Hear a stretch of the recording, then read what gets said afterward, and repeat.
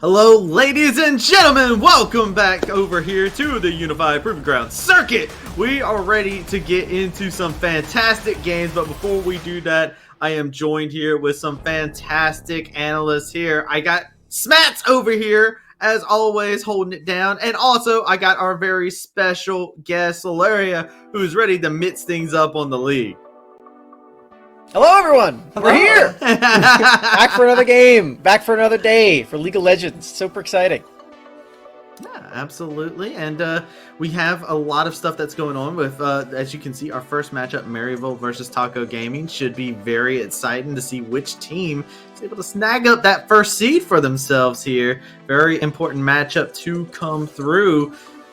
Let's go ahead and get into it for a quick little bit because we talked about the matchup. Solaria, I want to kind of get your thoughts real quick. You've been playing a little bit yourself. I heard that you've been playing a little bit of top lane. So I want to kind of get your thoughts going into here about what you've been finding good for yourself. Yeah, I've been playing a lot of top lane this season. I've been on a top lane kick. It's been a good time.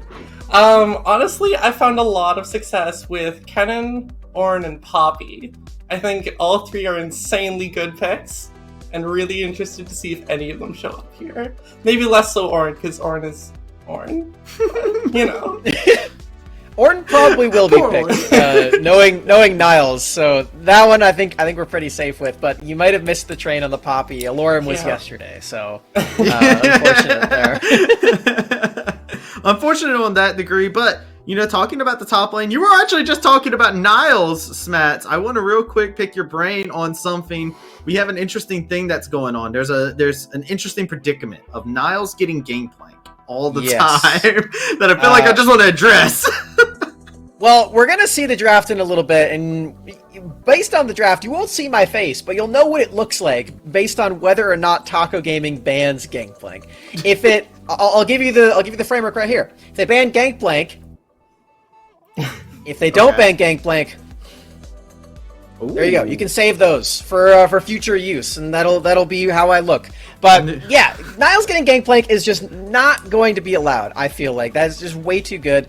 With the TP changes, Gangplank is one of the only champions alongside Shen that can actually still impact other lanes without having to teleport directly to a structure. And Niles already was very skilled at this champion. It's been getting some light buffs, and the recent change gave it 5 barrels as well. So I feel like this champion is just way too good in his hands, and you should just remove it. Alongside probably Ornn as well, because those are his like 2 main champions for sure. Well, talking about the matchups, I want to go ahead and throw this over to see what our groups are that are currently playing at the moment, because we do have a lot of exciting matchups coming at you. And here is the overview of it. As you can see exactly what a lot of these teams are playing for. Maryville, Taco Gaming, like we said, playing for that first seed. And whoever loses here has to go against EG Prodigies over here on the Academy stream. While over on Unified Live, Dare Gaming, Winthrop, tangoing against one another, and we will have Immortals, AoE, and Supernova here after the Maryville versus Taco Gaming matchup. So we get to see a taste of both groups here. Gonna be a fun day. There's some teams getting knocked out today, some teams moving on as well. Yeah, we already locked in 2 of our playoff teams. There's going to be 8 of them over the course of today and next Monday that will qualify for that. And try to meet up with Golden Guardians and 100 Thieves. Okay, yeah, absolutely, man. And let's go ahead and get into what we're seeing here for ourselves here. As like I was saying, Maryville, Taco Gaming going against one another here today. And like I said, Dare Gaming, Winthrop over onto the other stream. So if you guys are looking for some Dare Gaming or some Winthrop, you got it over there on the Unified Live. But over here on the Academy stream, we'll have Maryville taking on Taco Gaming. And I'm ready to see what this matchup has in store. There's a lot of interesting things here. And Smats, I'm going to start with you real quick on one quick thing. Mid-jungle, man. This is looking spicy. Yeah, this is the main strength for Taco Gaming, for sure. They've got Trickster, they've got Doxa. These two have a really mean combination play that they go for. Doxa playing things like LeBlanc and Zoe to push in the lane and then activate this 2v2 death squad where Trickster is playing things like Lee Sin, Hecarim that just run around and try to find the enemy jungler, especially once they hit level 6. It becomes just really scary to go up against these two players. it's a little bit different from what Maryville tends to do, because they typically will go for things like the Twisted Fate. They're one of the only teams in the entire tournament that is playing Twisted Fate, and while this is still a push and roam champion, it's more around the whole team getting in on the play. You usually teleport to bottom lane or top lane, rather than going and trying to kill the enemy jungle. So I think we actually will have a bit of a difference here, and based on what Taco Gaming has been doing to a lot of the teams, that aspect of the game, I definitely favor them in, actually. Yeah, it would be great to see. And thinking about things that are great to see, or it might be the bane to see, Solaria, you had a storied history as a challenger support, have been fantastic down there towards the bot side. I got a quick stat here. Caitlyn, 100% has had presence all the time. How are you feeling about how you look down there in the bot lane from top lane, you're like, oh no, this Caitlyn is all over the place? Like, how are you feeling right now with that? I think Caitlyn's insanely good right now. I think she's beyond busted. I think you're either picking a hyper carry or you're picking Caitlyn to answer the hyper carry, and there's no other options. That's all you really got, unless you've got something real spicy out there. But I think Caitlyn's just too good to leave off the table. Okay, I gotta ask real quick. I gotta follow up. What defines as real spicy? Hit me with some of the spice real quick. It sounds like you got a secret idea there. I honestly would be interested to see if Ashe is ever picked up as an answer to Phelios, Caitlyn, and Jinx. She does well into all three, but not played. It'll be interesting. I'm a fan. I'm an Ashe fan over here, so yeah, I'm all about it. Look, Hawkshot is the most broken ability for a marksman. I'm just saying that. Mm-hmm. But going into the matchup, seeing how this mid jungle is going to be very important. We got this AD carries that are all very highly contended. It's also the support that's very interesting here, Smets. And I want to pick your brain on this. Is we were talking a little bit, Thresh looks kind of scary. Also, you got Shady down here. We got to talk about the support matchup whenever he's involved, I feel. Yeah, I know Solaria is really excited to talk about this as well, but the difference between the Thresh and not Thresh for some of these guys is going to be pretty big. Both of them play it a lot. So that's going to be, I think, maybe banned, probably first picked in pretty much every single game, I would expect. You expecting the first pick here, Solaria? Is that what you... I would be amazed to see Thresh not banned or picked past Blue 1. I think this won't happen. There you go. Lock it in. It's going to have that presence inside this series for sure. And you know what? With the way these teams want to play, makes perfect sense as well. We've seen a lot of power plays on the Thresh pick. Now, with that being said, though, we do have our rosters locked in here. We do have a little bit of a change around here as we got Niles, Odd Orange, Get Back, Azog, and Shady over on Maryville's side. And then we do have the standard roster. They don't have the same insane roster that Maryville has to select from, but it's the same players all the time with this squad. So Maryville, you got to keep your eye out. You can't dig into the gallery over there on Taco Gaming. They don't have the big collegiate backing behind them. Yeah. And also, most notably, they don't have a lot of the same team experience that as teammates, I should say, on the side of Maryville, because these guys have been playing together for a very long time, especially now with Niles back on the roster.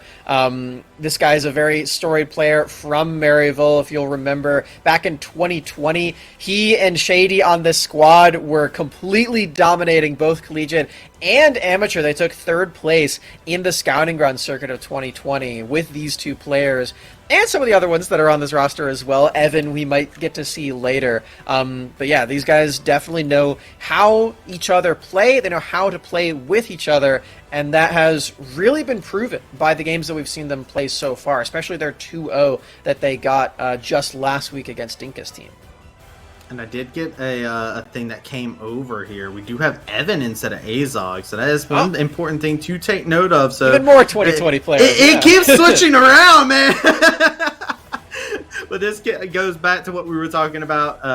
Like you said, it goes right back to it. It's a formula. We've seen success. Does that formula still exist today? Solaria, you've had a little bit of experience going into the competitive, especially with game changers and whatnot. We were even joking about the fact that, okay, you're top lane now. All right, what's the competitive top lane game coming in here? We need to see that. But how do you feel about teams that have this pre-existing synergy for so long of a period of time? I think it's really well. They know the game they want to play. They've played it for forever, and even if they've changed a couple players, they keep trying to play the same kind of game, or get players to play that kind of game. And if it works, it works. Like, why change the formula if it's winning you games and you're staying a top collegiate program for so long? Like, if it's working for you, why change it? Yeah.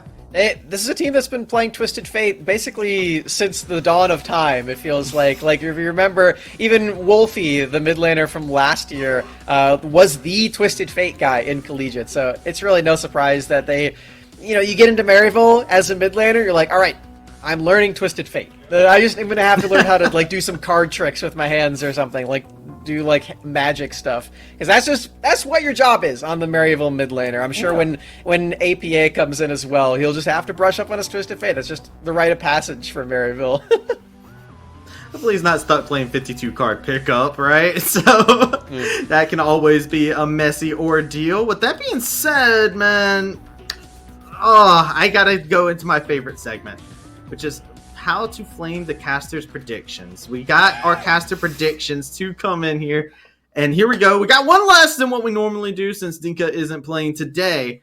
Would make it way too easy on these predictions for these players here, but look at this. We got a lot of variation here, and only one Supernova believer. Yeah. Well, first of all, we have to address that we were right yesterday when we called this out, that Big Brain Boulevard would be in the lead. He predicted all 4 of the games correctly yesterday. Now, I gotta say, I don't agree with him for today. Oh, actually, yeah, he did predict all 4 right. Yeah, so there we go. He went up from 6 to 10. He's the only guy in the double digits for today. But yeah, like I was saying, I don't actually agree with him. I do think that Dare is going to win, so I think he's taken a bit of a journey over to the collegiate side of things for today. But yeah, only Rudude with Supernova. I'm pretty surprised that it's not more people. I'm with you on that. You want to hear something else I'm surprised about? Is the fact that all the play-by-plays are beating the color casters. Just putting that out there right now. The only color caster that's ahead is Beatdown.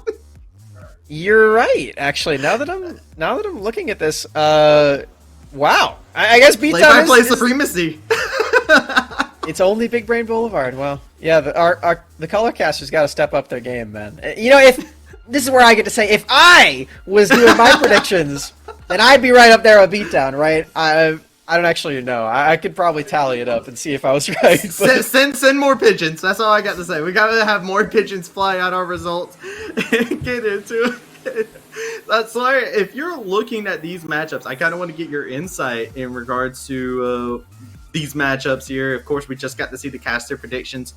How are you feeling going into this matchup in general? We got a storyline of the formula stuck team, and then we got a whole bunch of experienced players coming together. Can they become one? How are you feeling? I think on paper, I'm favoring Taco Gaming for this one, but Maryville has their stuff down. Like, I don't think it's going to be very close, I don't think it'll be a wash for either team. I think it's even hard even to say that I'm favoring Taco Gaming. I really don't know. This is hard. It's Taco Tuesday. Yeah. I mean, why not? Taco Tuesday. I'm actually curious about something, Solaria. So we've got the 10 players in this game. Which one of them are you most excited to have, like, on your solo queue team? If you were to roll any of them. Ooh, that's a good one. I would say Lynx. I think Lynx. Oh, okay. Lynx is an ADC player that I would, like... If I saw him on my team and I'm playing support, it's a dream come true. That's the EDC I want on my team. Okay. I think I know what you're talking about. Is he the kind of guy who will just, like, carry the game, or the kind of guy who will not die when you roam? Because he's the kind of player that I can give him all the resources and he knows what to do with it. Okay, all right. Yeah, that's always good to have, especially when you're supporting. It's a nightmare sometimes. Sometimes you see some names, you're like, not this person, not again.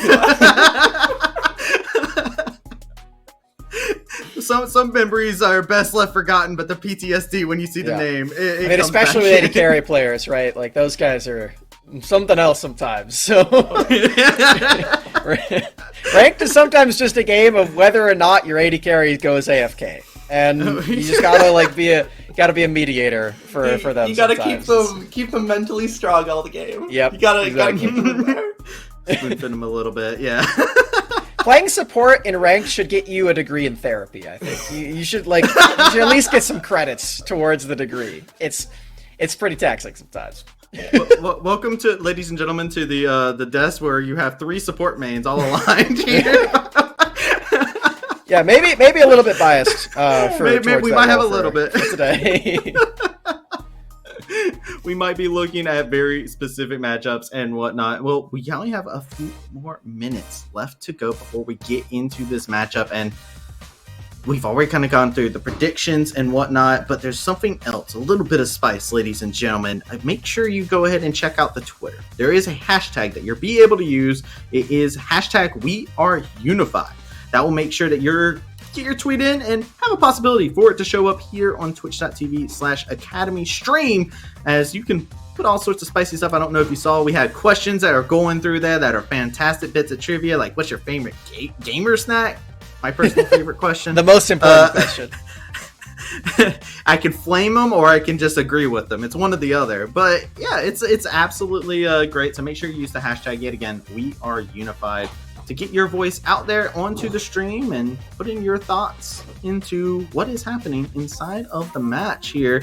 That being said, we have one last little bit. Any closing thoughts that you two may have in regards to it? Smats, we'll start with you. Going into this matchup, how are you feeling? Well, on our stream, we didn't get to see any Chemtech Akali, and I've been really excited about this build. I think it's really fun. I'm a little bit jealous that the other stream got Chemtech Akali from Sniper. I just want to see it on this stream today, guys. I really like this build. It's really fun, and maybe a little bit overtuned. It should probably get nerfed, but while it's here, while we have it, somebody just pull it out. I think if you can ban Twisted Fate against Get Back, maybe he can move over to something like the Tank Akali. I just want to see that build. It's really fun, and try it out. If you're interested in what he's talking about, go to @SmatsHeat over on Twitter. He has a video on it. Just go watch that and link it to anybody inside of their champ select so when you lock in Akali, so that way they know what's happening. Solaria, how are you feeling going into the match? Are you on the Tank Akali hype train? Is there something crazy that you're like, yes, I desire this? There's no build I want to see in game. I'm on the opposite side. I hope we don't see any Chemtank shenanigans. I don't want them here. For the matchup, I'm definitely interested to see what support champs are played and if we're getting Enchanter versus Enchanter or 2 tanks. I think that'll be really interesting. Okay, I'd be down for it. I'd be down to see it. And hey, look, everybody needs a hero to stand up to the villainy that is the Chemtank tyranny that's going on out there. Okay, don't want to see it.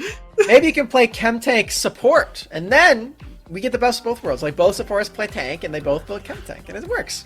Weiss, if you're listening, the Nautilus, you could throw a Chemtank on there. You go fast. Noom. It's fun. We'll kick it up another level of spiciness. Blitzcrank. We'll do Blitzcrank Chemtank. That also sounds pretty good. Yeah. Would zoom in there with the hook. I'm down for it. I haven't seen Blitzcrank in a hot minute. There we go. That's my thing I want to see now. Turbo Chemtank is the best item in the game because it's the only one that was in the show Arcane. That's just the facts. None of the other items were in there. So. I'm not prepared to fact check you on that. Yeah, me neither. I couldn't tell you. I'm playing the show in my head. Is it there? I don't know. I watched the show 2 times. It was in episode 8. I don't want to get too into spoilers because that seems pretty crazy. But that's pretty deep in too. Wait. I don't want to spoil anything, but it's in the show. This segment is going to be a fact check segment. We will have an answer. We will have an answer. We will figure this out. We don't have to. I know I'm right. So that says 100% confidence in this, and I don't know what to say in reply to that, but...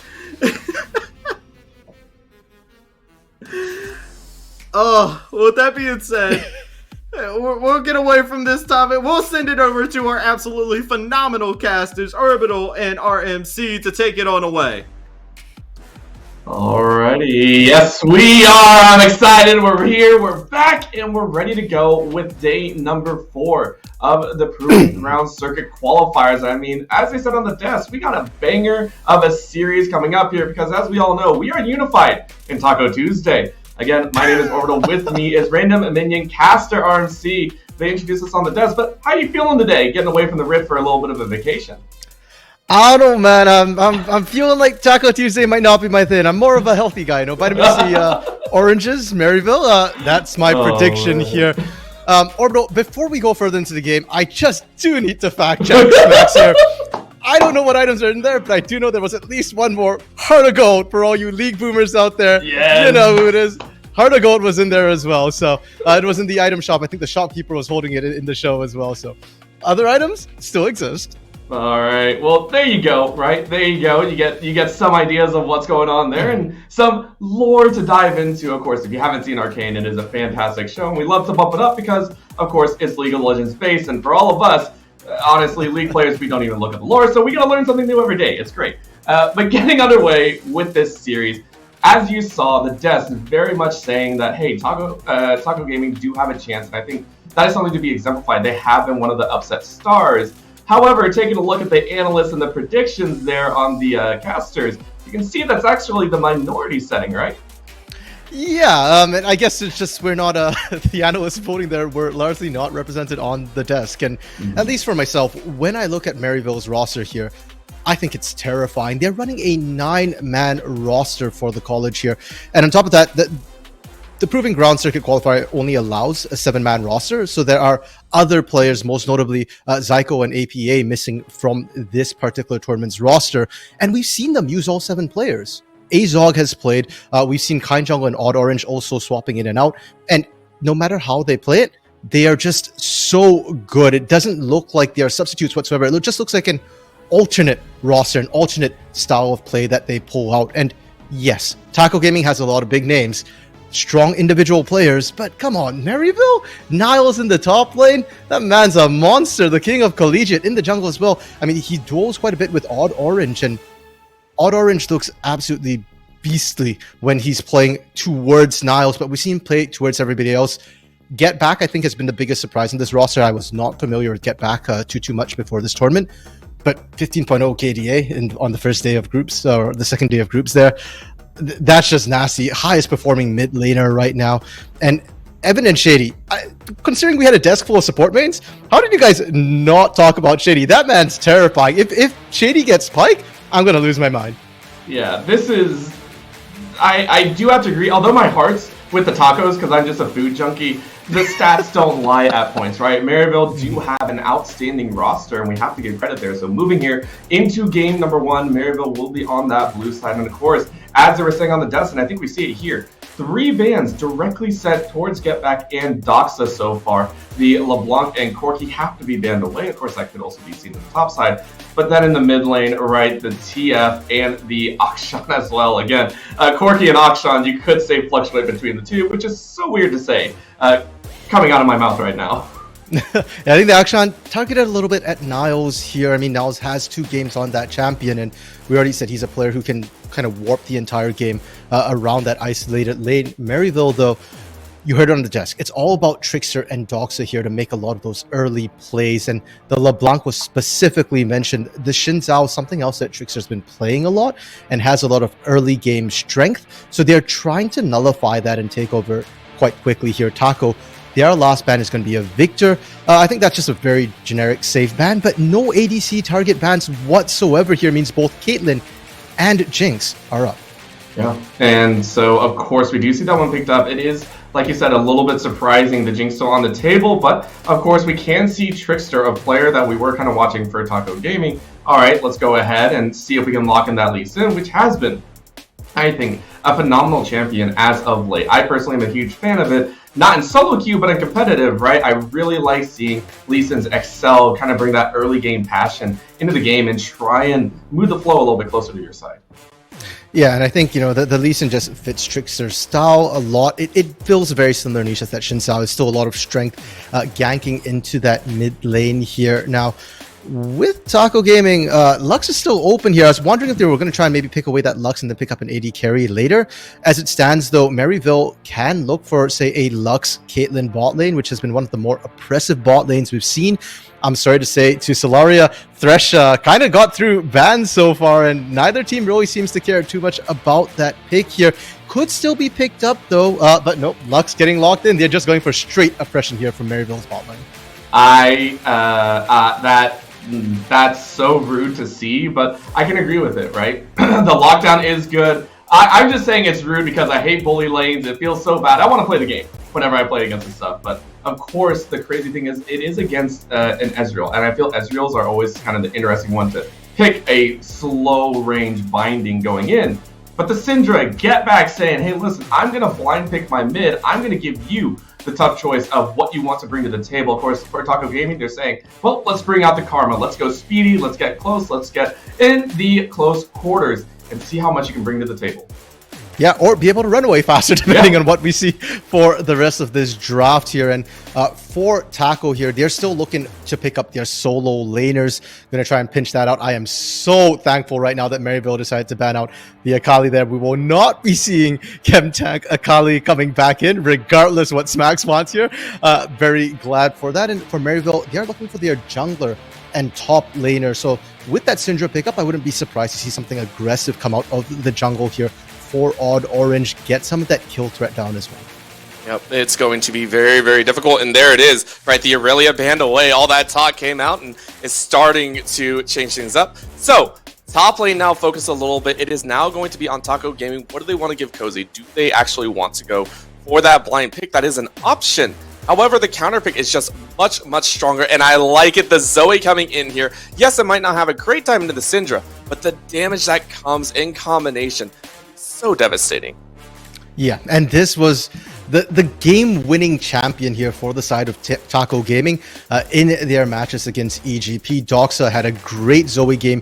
The laning phase didn't matter too much. Even if Doxa fell behind, it was all about those sleepy trouble bubbles, landing that damage, and combine that with the Lee Sin from Trickster as well. There's a lot of skirmishing kill threat fairly early on from this duo, but Maryville, they knew it, and that's why they picked the Syndra early. Now, we talked about a strong early jungler to pair with that Syndra for kill threat.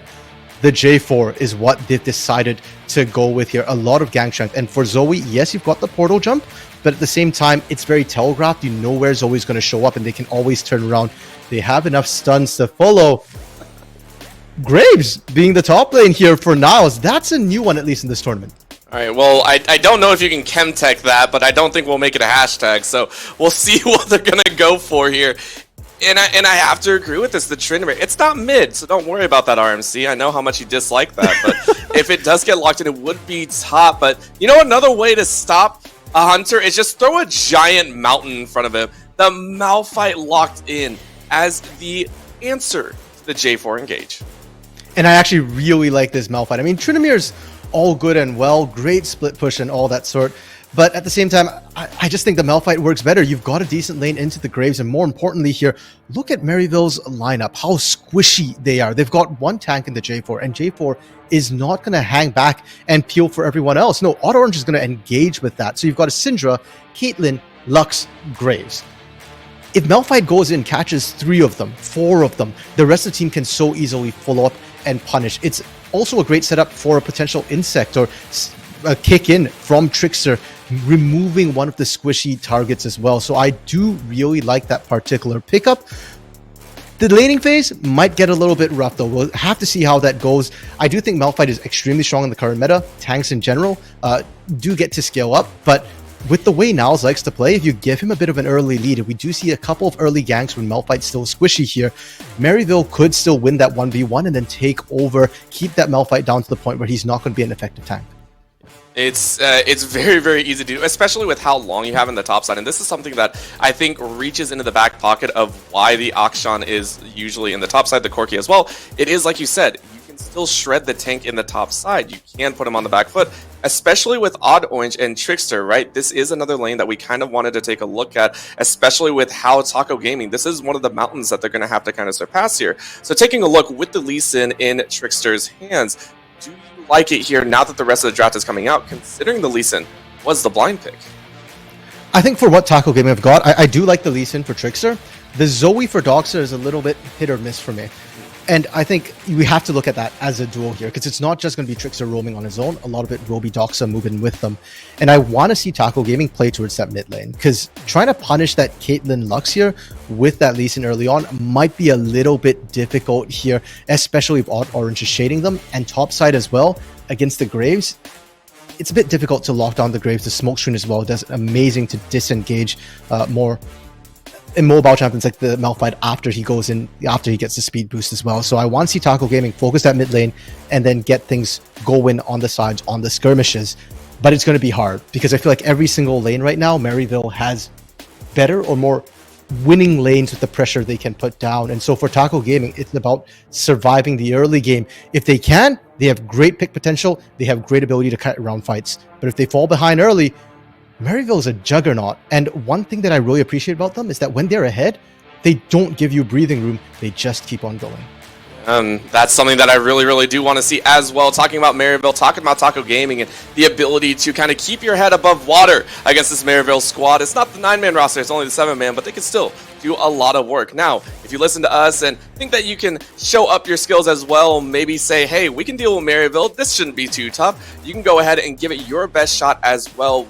Unified has plenty of leagues opening up, and the applications are open. As you can see here with Unified Premier Leagues, they will be opening up with the applications closing on January 24th. That is both for League of Legends and for Valorant. So across both games, if you and a squad want to try and take your best shot at entering in and playing, possibly playing against some of the players here, you can always go ahead, enter, and give it your best shot. It runs for, I believe, a few months, and then you get to enter into the playoffs, if you make it, of course. So once again, if you are interested in trying to enter in and throw your skills around, go ahead and apply at unified.gg/organization/application.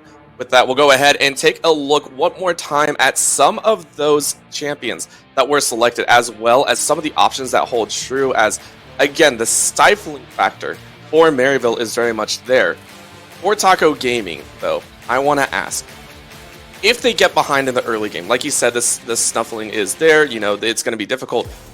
If they were to fall behind in the early game, is there an opportunity in the mid to late that you feel it could open up, you know, Taco Gaming trying to come back, maybe pull a dare, right? Just a late game teamfight monster, but is there any area that you feel would be kind of that surprise option to come out and just kind of crush it in the mid to late? Ooh. For Taco Gaming, I mean, we've harped so much on the Zoe pick potential, especially with Doxa on it, having done it already once before in AGP. But another player I want to highlight here is Lynx on the Ezreal. Because if we're talking about late game, Ezreal is incredibly strong in the late game. One of the strongest, right up there with Jinx in the current meta. In fact, I'm glad we're starting to see Ezreal come back in a little bit more, because I felt like the Aphelios focus might not even be as strong as Ezreal in the late game there.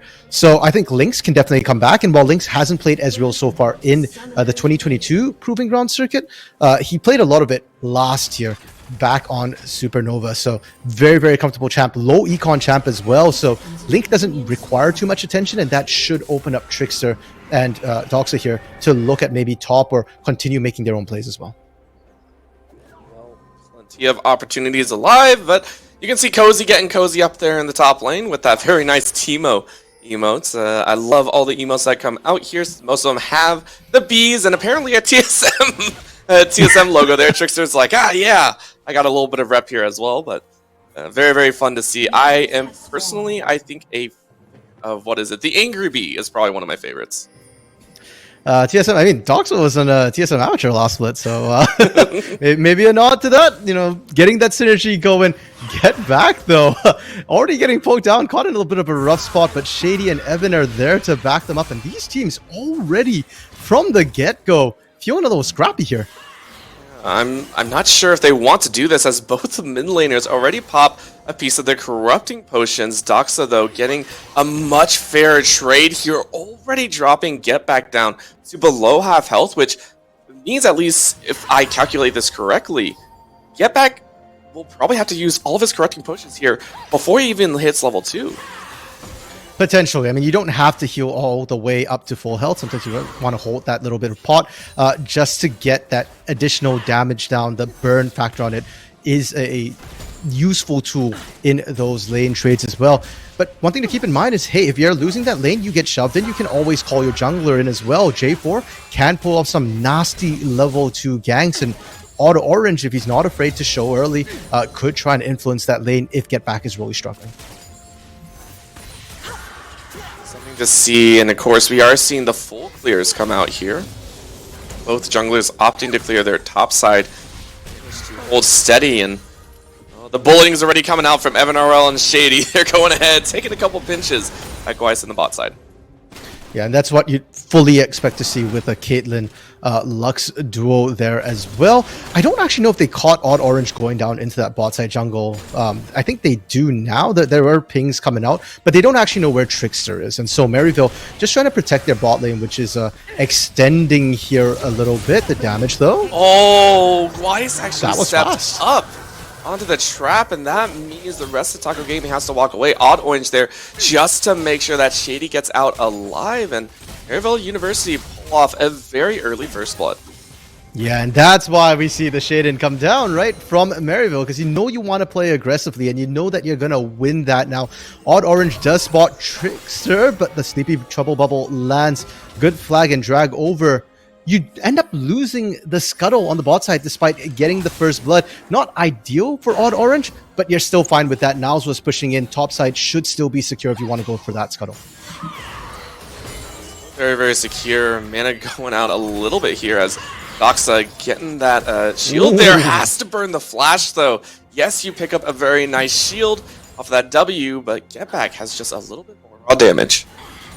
And keep in mind, when the lane started, Doxa got the little bit of damage early here, but Get Back able to answer really, really well. And this is how that lane is supposed to go. Syndra does have good control of it. Now, we do get to watch the bot lane fight. And yes, Gweiss ended up stepping into it. But to be fair, I don't think Gweiss gets out no matter what with the slow, with the damage as well. And Link's just able to disengage, pumping out damage the entire way as well. Already we're seeing this. As the game goes on, Ezreal can actually start to burst down the Caitlyn and Lux. The problem is that is closer to about the 20-minute mark, so there's a long ways away before we start seeing that work in their favor. Gonna wait around, but Trickster doesn't want to wait, wants to make sure that this lane helps him out as much as possible. Hiding with the vision, that is one of the trickier things to do, of course, but the recall's there. No, Shady was dancing, and that's going to be a catch. A good flash out means Shady uses a minimal health on the bot side and stays off of death.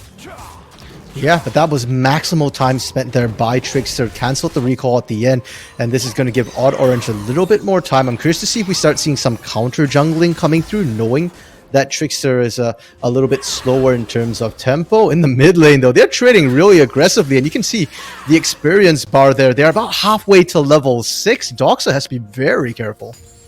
And the heal, hopefully trying to bait out with the heal here and try and mess with it, but Orange hiding around the side. That's going to be a heal coming out. Sleepy Trouble Bubble lands, though, and now has to deal with the 2v1. Out of the weak lands and Get Back. Out from Odd Orange.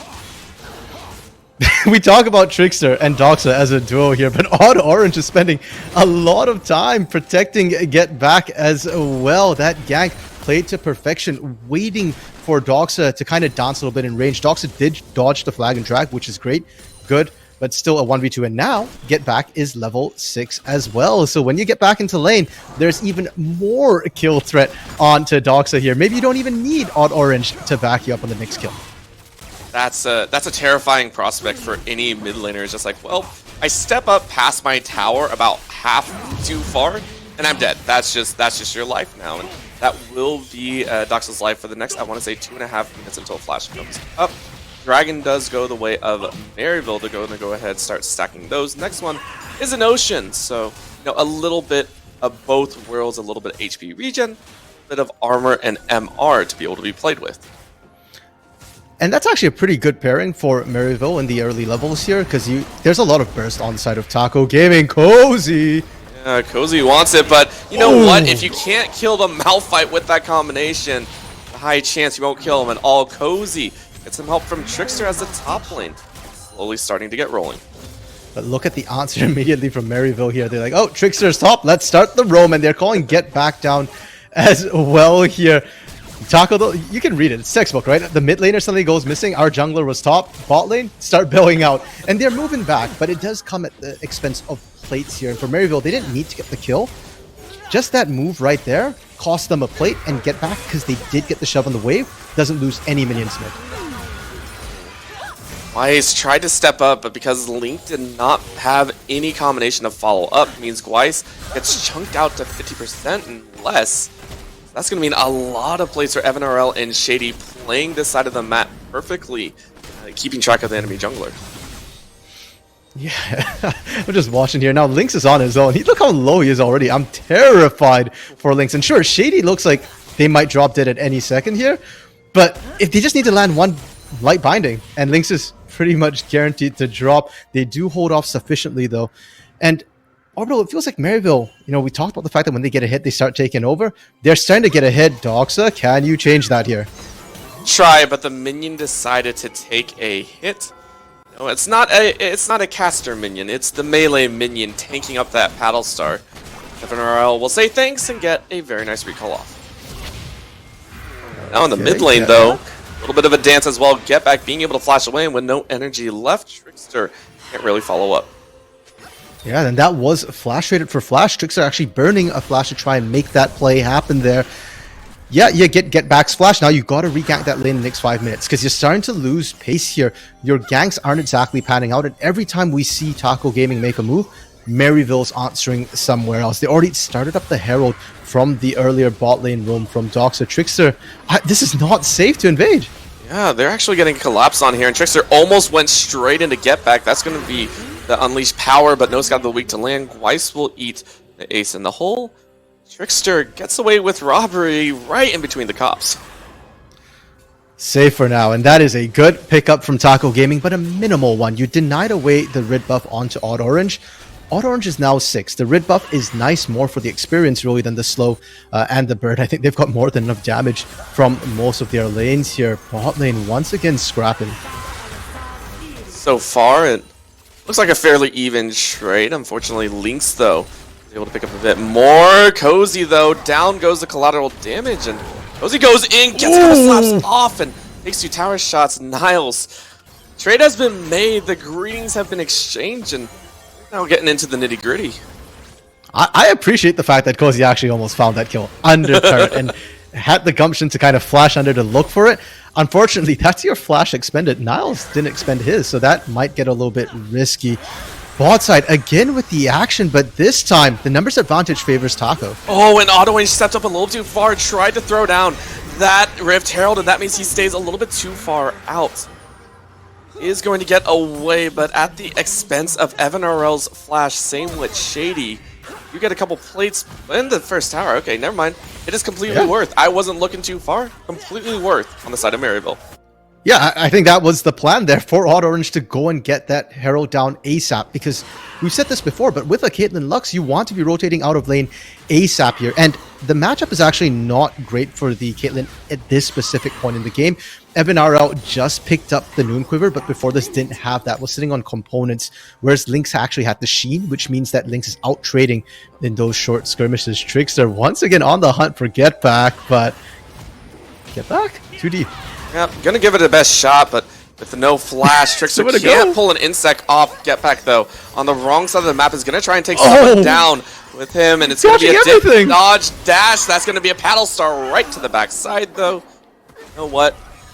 Wasted enough time. Dragon now coming up. That Taco Gaming might have a chance. If Get Back at Flash, they probably would have gotten out after teasing the entirety of Taco for so long. But we said before, right? Trickster has to regank in 5 minutes. And, well, Trickster played to the right timer there. Really good punish on to this Syndra here. And Doxa, getting the benefit of that. I believe Doxa picked up the kill in that one there. So that's going to be nice when you're already so far behind in lane. Dragon also came up. So Taco is going to be able to pick that one up as well. Taco Gaming actually expending a lot of resources to actually take this. You can see the early teleport coming in, but Doxa unfortunately fails to flash with Malphite already roaming back top. No one was there to help out. Doxa loses flash and their life. Shady stole the kill there. The ace in the hole was already down. Evan doesn't even get the assist, but hey, you take what you can get. And a kill on a Lux isn't too bad an idea here. They can skill up, become big threats. Now, instead of pushing the mid lane after getting that kill, Evan and Shady are actually rotating towards this top side here. This turret is lower, and if they pull off this 4-man gank, if Cozy not even dies, but if Cozy has to leave this turret, that's going to be a very easy second turret for Maryville here. They want it to happen here, especially with Caitlyn sitting in the mid. He's taking a little bit of a test with the red buff being started up. Odd Orange doesn't really want to test anything thus far, so as steady as possible. Maryville just slowly trying to, I want to say, strangle the options for Taco Gaming. Yeah, they're just playing it slow by the numbers here. They already had winning lanes across the board. We're not even at the 14-minute mark yet here, Orbital, and they're already threatening, a second turret. Actually, they're still looking for this potentially. They're coming back up. They have full vision on Lynx, Gweiss, and Doxa here. Yep. Out goes Cozy, having to use Unstoppable Force in a defensive positioning. This gold lead is going to get out of control very, very quickly. Maryville ramping it up. Lynx and Gweiss, though, going to try and get a response mid. Yeah, but Evans already here is going to be able to wave clear this quite quickly, quite easily. I don't actually know if they're going to be able to take this top lane turret, though, since they've rotated multiple people away from that lane. Cozy's actually back there already, and yeah, it doesn't look like they get the top side turret. They do defend mid, but they did lose a play. Minor things, right? No one's too worried about it. We can see that a majority share of Taco Gaming, though, with that top lane push. We're able to get a little bit of response back. Now Trickster does eat a laser as Shady sending a greeting as well. Long range ace in the hole. I think it just hit Lynx. He is not going to enjoy that. Has to sit in the fountain for just a second longer. Literally just has to take a step back in the fountain for a second, and he's back out perfectly fine with that there. Yeah, the ace in the hole does have quite a bit of a channel time. You have to be careful of that. And now, Orbital, we are at 14 minutes. Plates have dropped. I gotta be honest, didn't like the fact that they didn't get the top lane turret, but it might not matter because Herald is coming up soon, and you can see Maryville right now, they're just playing around these objective timers. They're playing it slow at the turrets, and instead, they're trying to look for fights on neutral ground. As I say that, though, they're setting up once again for Cozy. Yeah. Cozy, I think, smells it. Cozy's just like, gosh, why are you guys doing this to me? What did I do to you? It's like, did I anger you in a past life that you decide? No, it's just how the game is played. Fortunately. And so finally, the top lane tower does go down, extends that gold lead to 3k with a second Rift Herald, a very early second Rift Herald. I think that will actually give Maryville some pushing power in the mid lane. Niles, of course, just trying to keep this tower alive as Lynx and Gweiss have been able to power farm a bit. Lynx now up about 11 CS. Yeah, and that's because of all the rotations they had Evan doing there to try and get these turrets down. So despite the fact that Lynx is up in CS, I don't think they're actually up in gold just yet here. Maryville as a team have been able to collect gold. And now I'm curious where they opt to drop this Herald a little bit here, Orbital, because the mid lane turret, I feel like you don't need a force that. You can break a turret somewhere in the side lane first and then come back for mid lane.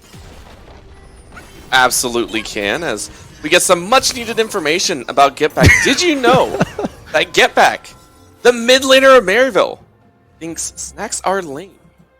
That is your Get Back information, or little tidbit of the day. Thank you very much, Get Back. We appreciate you. So far, he is 1-1-0, 20 CS up after that assist from Odd Orange. Get Back has done very, very well for himself, going with the Leandri's purchase this time around. I can't believe you just thanked him for that. It takes a psychopath to completely not snack, which makes sense, I guess. I mean, to get to this level of gameplay, that sort of aggression. Maybe that's how he channels his aggression, right? Like, I won't snack, and I'll build up this anger, this rage, and channel it into playing. We'll have to see how that goes. Get Back hasn't been able to find too many kills this game. I mean, 1-1-0 isn't exactly huge in terms of numbers, but keep in mind, Maryville's only got 3 kills so far. Yeah. And at that point, you could just say you got 33% of the kills. I mean, I think that's a pretty fair percentage, right? But of course, under the tower, they are going to go. Gweiss is going to eat so much long-range damage, but does You're not out. fall, and instead, Get Back is actually going to get kicked under the tower. Nice body block by Niles. Oh, Means Niles is Niles. going to pick up the kill, and they're going to keep trying to fly forward. A little bit of a gale force forward means Cozy? that the 90 caliber net is going to be coming in. Ult into the backline as Cozy tries to pick up the pieces, but with a majority share of Taco Gaming down, it's looking a bit difficult. Nice double kill into Doxa powering forward. He is now the They cleanup got crew. Doxa is ramping it up, and a flash for flash means Odd Orange can't get the knockup. Bloody brawl in the mid lane leads to Taco Gaming picking up 2. Maryville locking down only a few more. But Maryville did successfully escort the MVP, the Herald, into the turret there. They took the outer, nailed the inner as well. It's kind of low. Doxa and Lynx, they're trying desperately. They should be able to get this. They're focus the turret down. Oh, that's going to be it, but might pay with their no. life. That's a blinding into knockup. Lynx gets away. Okay. He's only going to have about 100 HP. Teleport in because Dragon is coming up. We didn't even get to talk about it. It's Infernal. This is one that you really can't afford to give up. It's only one Inferno though, so it's not the end of the road just yet. Oh, the root landed. Oh, well, you know what? I think it might be now as Maryville get a little bit of extra punishing down. Collateral damage comes out to annihilate the Malphite. Cozy is down for 30 seconds. That's easily to mean the Dragon from Maryville University. In the first place, Orbital, that dragon belonged to Maryville. Lynx was forced back due to that beautiful light binding from Shady after taking that turret. So Maryville already had the numbers advantage. The only real question was if Doxa was going to be able to find any extra kills on the back end of that by sniping people. Unfortunately, Doxa was read like a book here. Maryville left that Zoe open. Keep in mind, they picked the Syndra, left the Zoe open. Taco Gaming walked into that, and it wasn't just a draft trap here. They're executing well. They're punishing that pick well. Now, Taco Gaming starting to fall behind quite a bit here. Yes, it's only one Inferno Dragon, but it does get us that much closer to the Infernal Soul. We're going to take a look at this fight under here. This is an impressive way to stay alive for the side of Taco Gaming. You can see the execution, at least, that they could do, and it was very, very close. Yeah, and from the amount of CC, the amount of disruption that came in for Maryville there, or pardon me, for Taco Gaming, they could have turned that fight if just one little bit less CC had landed. But even though they didn't, Lynx and Doxa, these two big carries we're talking about, are able to turn this. They're dodging a whole bunch of damage here, and they continue just looking for those extra picks. The 2v2, they win it. But if the replay goes on, I do want to highlight what happens to Shady here and Shady's positioning. Shady goes off the map, but Shady's actually walking towards that Raptor pit here. And it's that light binding after they take the turret onto Lynx that ultimately sets up the numbers advantage for Maryville and Dragon. This is the price you pay for taking the mid lane tower. Lynx on, is like, Binding. I got it. There you go. Oh gosh. Oh gosh. Oh dear. Oh dear. Well, you know what? I'm okay. It's perfectly okay. Everything's fine. I'm alive. It's totally not because my team was able to carry on. So we are hopping in back into the live feed, and of course, the score is updated here, 7-5 in kills right now. Maryville, just because of that last fight, has amassed a slight lead there, but the gold stayed relatively the same, only an increase of about 900 gold in Maryville's favor. Yeah, which is not that big considering how much pressure Maryville has been putting down, considering how many turrets Maryville has managed to take. They've taken 4 of the turrets on the map in contrast to Taco Gaming right now, who've only broken the inner turret. So Taco Gaming aren't out of it by any means. The problem is that so far we've just not seen them able to necessarily capitalize and make the proactive plays.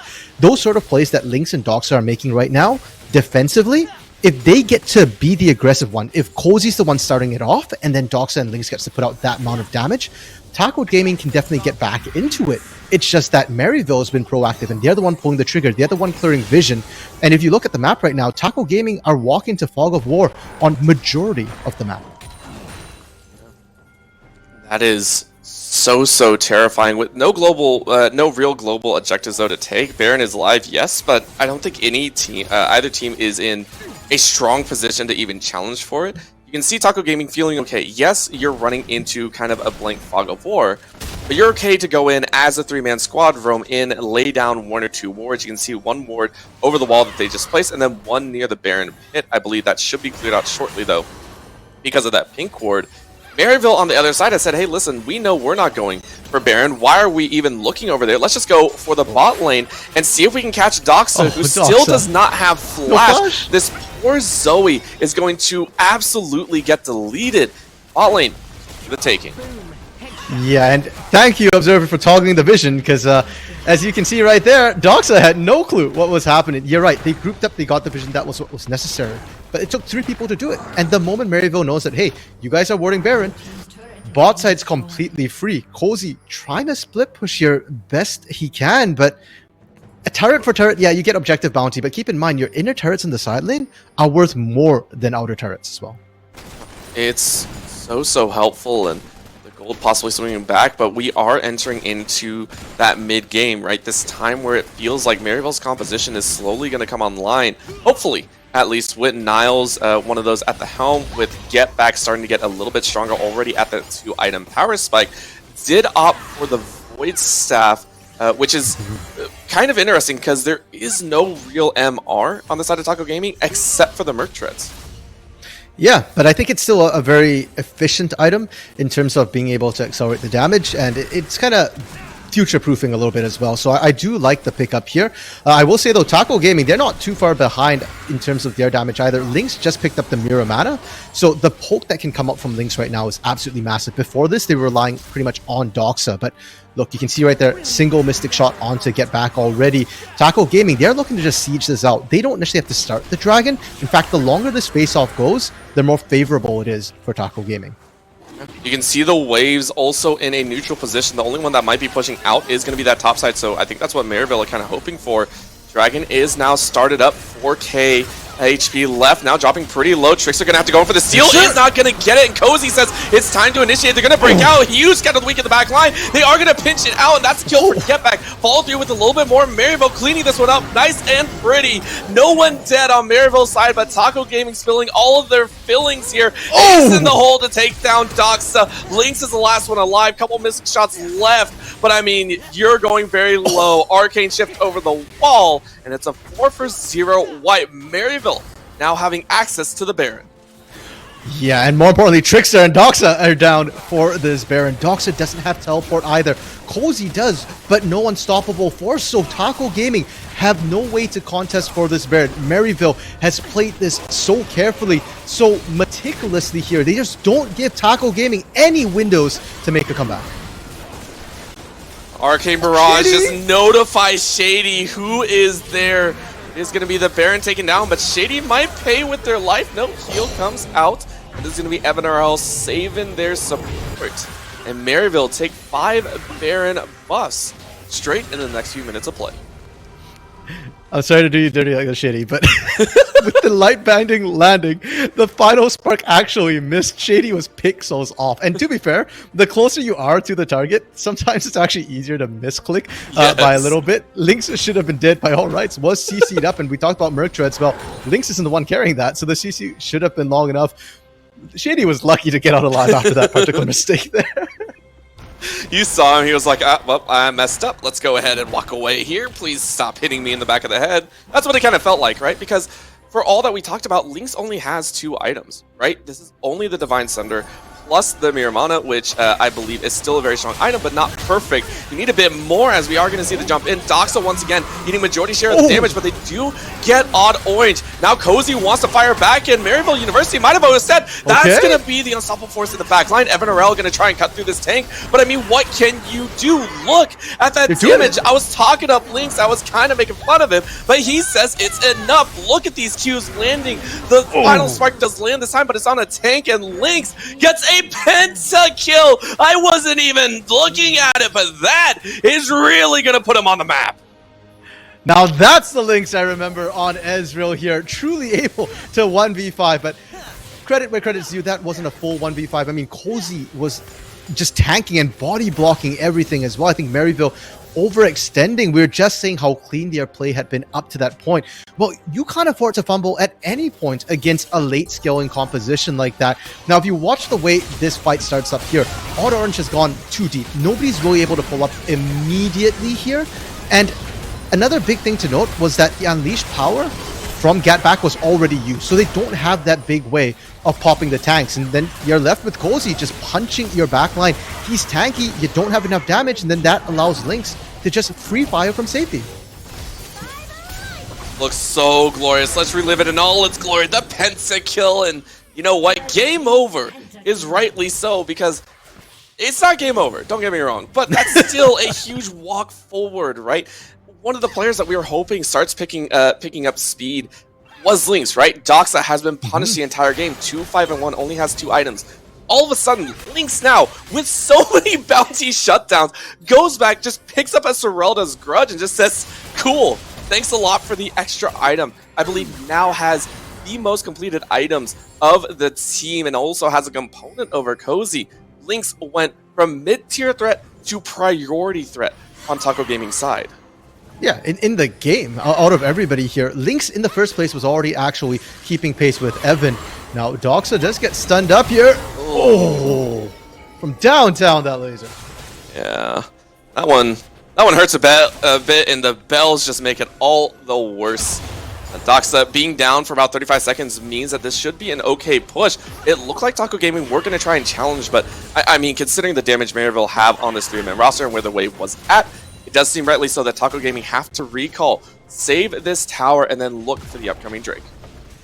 Yeah, and that Drake's coming up in 30 seconds here. Taco Gaming still have vision in the area, so they are not actually in a bad position. They just need to wait for Doxa to come back up, and Doxa has TP as well. So Maryville, they're looking for a catch. If they can find one before Doxa is up, they're in a good position, but they didn't sweep the area yet. There's still a pink behind them. Oh, this could be dangerous. Cozy eating up that final spark, and that might actually be very, very important. It's a short cooldown, but might not be short enough. Cozy does have unstoppable force if he sees any squishy step up. That could be so scary. Jockeying for position is real. The whole tanked up by Gweiss. Dragon started here by Taco Gaming. They are willing to take that chance. 4K dropping down low. Doxa went for it, but a nice binding is going to land. Now they're going to jump in, but that's going to be the spike. Trickster's able to get it. What more can they get? Get back on the wrong side of the map. Trickster locked in the Cataclysm, but they are going to get the kill. Mid laner for top laner is down. Nice. Oh, look who's moved up too far. Niles with a huge shield coming out from Immortal Shield, but he's still down. Lynx is dominating. Lynx wants a bit more. An arcane shift forward, but the kills are enough. Final Spark goes where Doxa was originally. But that is going to be it. Maryville fought for it and lost the Dragon and lose 2 in the process as well. Doxa lived Orbital in the midst of all that chaos there, and it makes all the difference here. The mid laners were kind of dueling off on the side. Get Back and Doxa trying to kill each other there. They bought time, and Cozy tanked everything up. The problem is Doxa right here should have died. You see all the focus. Now's just buying all that time. They don't finish Doxa off, and the moment they lost the vision, that's when it came back to bite them. The Zoe range, the portal jump. You combine that with Lynx's range as well, and it's just so nasty. Maryville not really even answering even, and losing the Dragon as well. It's still a long ways to go though. Even though Taco Gaming were able to get the smite off, able to get the Dragon and the kills, we still have to recognize the position that they're in. Maryville still has a soul point on top of them, right? Still has a tower over them as well, and still has the ability to break open the base if Taco Gaming so much as overstep once. That is something that you have to keep track of, and this might have been it. Trickster, I say it, I seem to manifest it. He gets a kick off, tries to get the heal, but almost is down. Evan RL, that's going to be a jump on the wall, but a nice binding once again. Means they don't get the kill. Once it was Doxa, now it's Evan RL getting out with minuscule amounts of health. Niles got caught up in the front line and is about to go down. Final shot lands, and they do pick up the kill. Top lane for Jungler. This time around, Sleepy Trouble Bubble does land, but I mean, how much damage can you really get? Odd Orange loses about 40% HP. It means Maryville might have to recall and try and prep for this Baron all over again. And now Maryville's lack of a true tank is starting to come back to bite them a little bit here. Cozy is more than comfortable tanking up all this damage here, but Niles can't quite do the same. Odd Orange can't quite do the same here. And Taco Gaming, yeah, sure, they lost their jungler, which means no Baron for them, but they still get to continue pushing in. They still get to get that turret, and the scaling is not even. Get back in Evan RL. They kind of plateaued already. Niles' damage feels like he's kind of plateaued for the most part as well. Whereas Taco Gaming, Lynx and Doxa just keep going up in terms of the damage here as well. Once Doxa picks up that Hourglass, once Lynx completes, what is likely to be maybe a Randuin's here, or Frozen Heart, not quite sure which one we're going to see here, it's going to be so difficult for you to start bursting down these carries. I think it has to be that Frozen Heart, right? That blue build Ezreal is so key. Getting the cooldown reduction is up as well. Can he steal it? Odd Orange looking for it. Is he going to get it? Cozy running interference, but no, it's a smite coming down. Trickster once again wins out on the smite battle, but do they want to fight it? Get Back is looking on the back line for Lynx. Lynx throws up a B and says, no, you can't find me. Get Back missed the blasting zone, but you know what? It doesn't really matter. Taco Gaming feeling a little bit more in control here as Cozy has honestly put up an amazing front line for his team. Yeah, and they're just going to push right in. Get Back doesn't have TP. If Get Back doesn't start basing right now here, they could potentially lose the game. The wave clear isn't strong enough from Maryville, and Taco Gaming just need one kill, one pick to be able to end this. All they need, but are they going to get it? They get the inhibitor tower, but Taco Gaming, I feel is the proper response to go ahead and back off, not get too greedy. Taco Gaming go ahead, start clearing out the jungle a little bit, almost takes it. Doxa, you don't need red buff. Stop acting like you need red buff. Trickster needs it a bit more. Still though, the Baron into no kills, but pushing and breaking open an inhibitor tower. Very, very important for Taco Gaming to be one step closer to take this game number one. Overall, in the span of, say, the last 10-15 minutes here, Taco Gaming has flipped the script. They are now in control. They've been the one finding the picks and making the proactive plays here. With this Baron buff, they cracked the base, but didn't quite take down an inhibitor. They still have about a minute and a half on it here, but they've also got Dragon spawning at that time. And so Taco Gaming has all the options in the world in terms of what they want to do. Maryville, not so much. You're stuck kind of clearing these waves that are pushing in the mid lane here. You're trying to even get vision to approach the Dragon Pit, because if you get caught one more time while Baron's still ticking, game over. Oh, Trickster went over the wall looking for a little bit of a jump, but opted to try and just get some chip damage down. Again, the Dragon is up like you were saying, and it looks like they've run him off in time. No reason to chance it, right? It's not soul point for Taco Gaming. No reason to battle it. It's just evening the storm, but the steal is there! Oh, he got it! Odd Orange was able to pick it up! The steal is made. Yes, you lose your life, but you just don't care. Maryville say, hey, you won the last two smite battles, Trickster. It's my turn this time around. Oh my god, Odd Orange has been trying to go for the last two objectives, but this is the critical one. You can afford to give up the Baron. That only lasts for 3 minutes, and it's about to go down in 30 seconds, but this Soul, this Inferno is permanent, and it helps them. They needed the extra bit of damage. Taco now trying to answer back best they can here. They're not happy they lost the Dragon. They're gonna try and push another turret. The trap line is set up. 18 seconds is the last wave. Yeah, and I actually think, the steal was good, but the damage that it brings might be irreversible, right? You lose your jungler against a 4-man Baron power play. It feels like they might look to try and close out a little bit more. No, they're going to have to recall, because again, Niles is on the top side pushing. It was a chance. They didn't want to take the gamble. The empowered recalls are there, but it looks like Maryville University are going to try and stop the backs. I can't talk right now.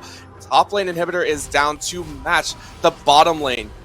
Gaming, Baron just wore out. They still can't get much more.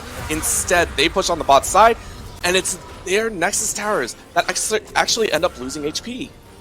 Yeah, so at the end of the day here, it is a 1-for-1 in terms of inhibitors. They're looking for get back, but it's so hard to go on the Syndra. A single knockback is enough, and their backs get cancelled yet again. Only Doxa actually able to make it back here. Cozy has to be careful. He's a tank, but he can still get burst down. Quite low HP for Cozy, as low as a tank will probably ever be without getting bursted, like you said. Still gonna walk away and be fine. But we have to take a look back at the culmination of events. Started out with Odd Orange getting that steal, and then the bot lane opening up. the game has just exploded into chaos, it feels like. Yeah, it's anybody's game at this point here. Yes. We get a replay of how Odd Orange goes in. Cozy was playing zoning duty as well, so not only did he have to go in and smite steal that, he had to do it past Cozy, and amazing reflexes to be able to do that. I don't think Taco Gaming was ready for it. I think part of the problem was they were expecting Cozy to be able to stop the entrance there from Odd Orange, so Trickster wasn't expecting that to smite fight that. I mean, what can Cozy do, right? Outside of the Unstoppable Force, which was not up at that point. I will give credit to Cozy. He didn't have any CC to stop the J-Force, so it's like, what can the Rock do? The Rock has no springboard underneath him. You know, he can't do too much, but like you said, it was great, but Odd Orange made it much more difficult, and there goes the ace in the hole again. I love seeing that just zip right across the top of the screen. Fantastic, right? The only thing Cozy lost there, I think, was the home guards, but all that was there. However, looking at it here, this is going to be, I believe, the second Baron of the game here. Maryville in position a little bit more, but where it's scattered around by Taco Gaming. Yeah, and still for Maryville, these sort of face-offs on neutral territory are not to their favor.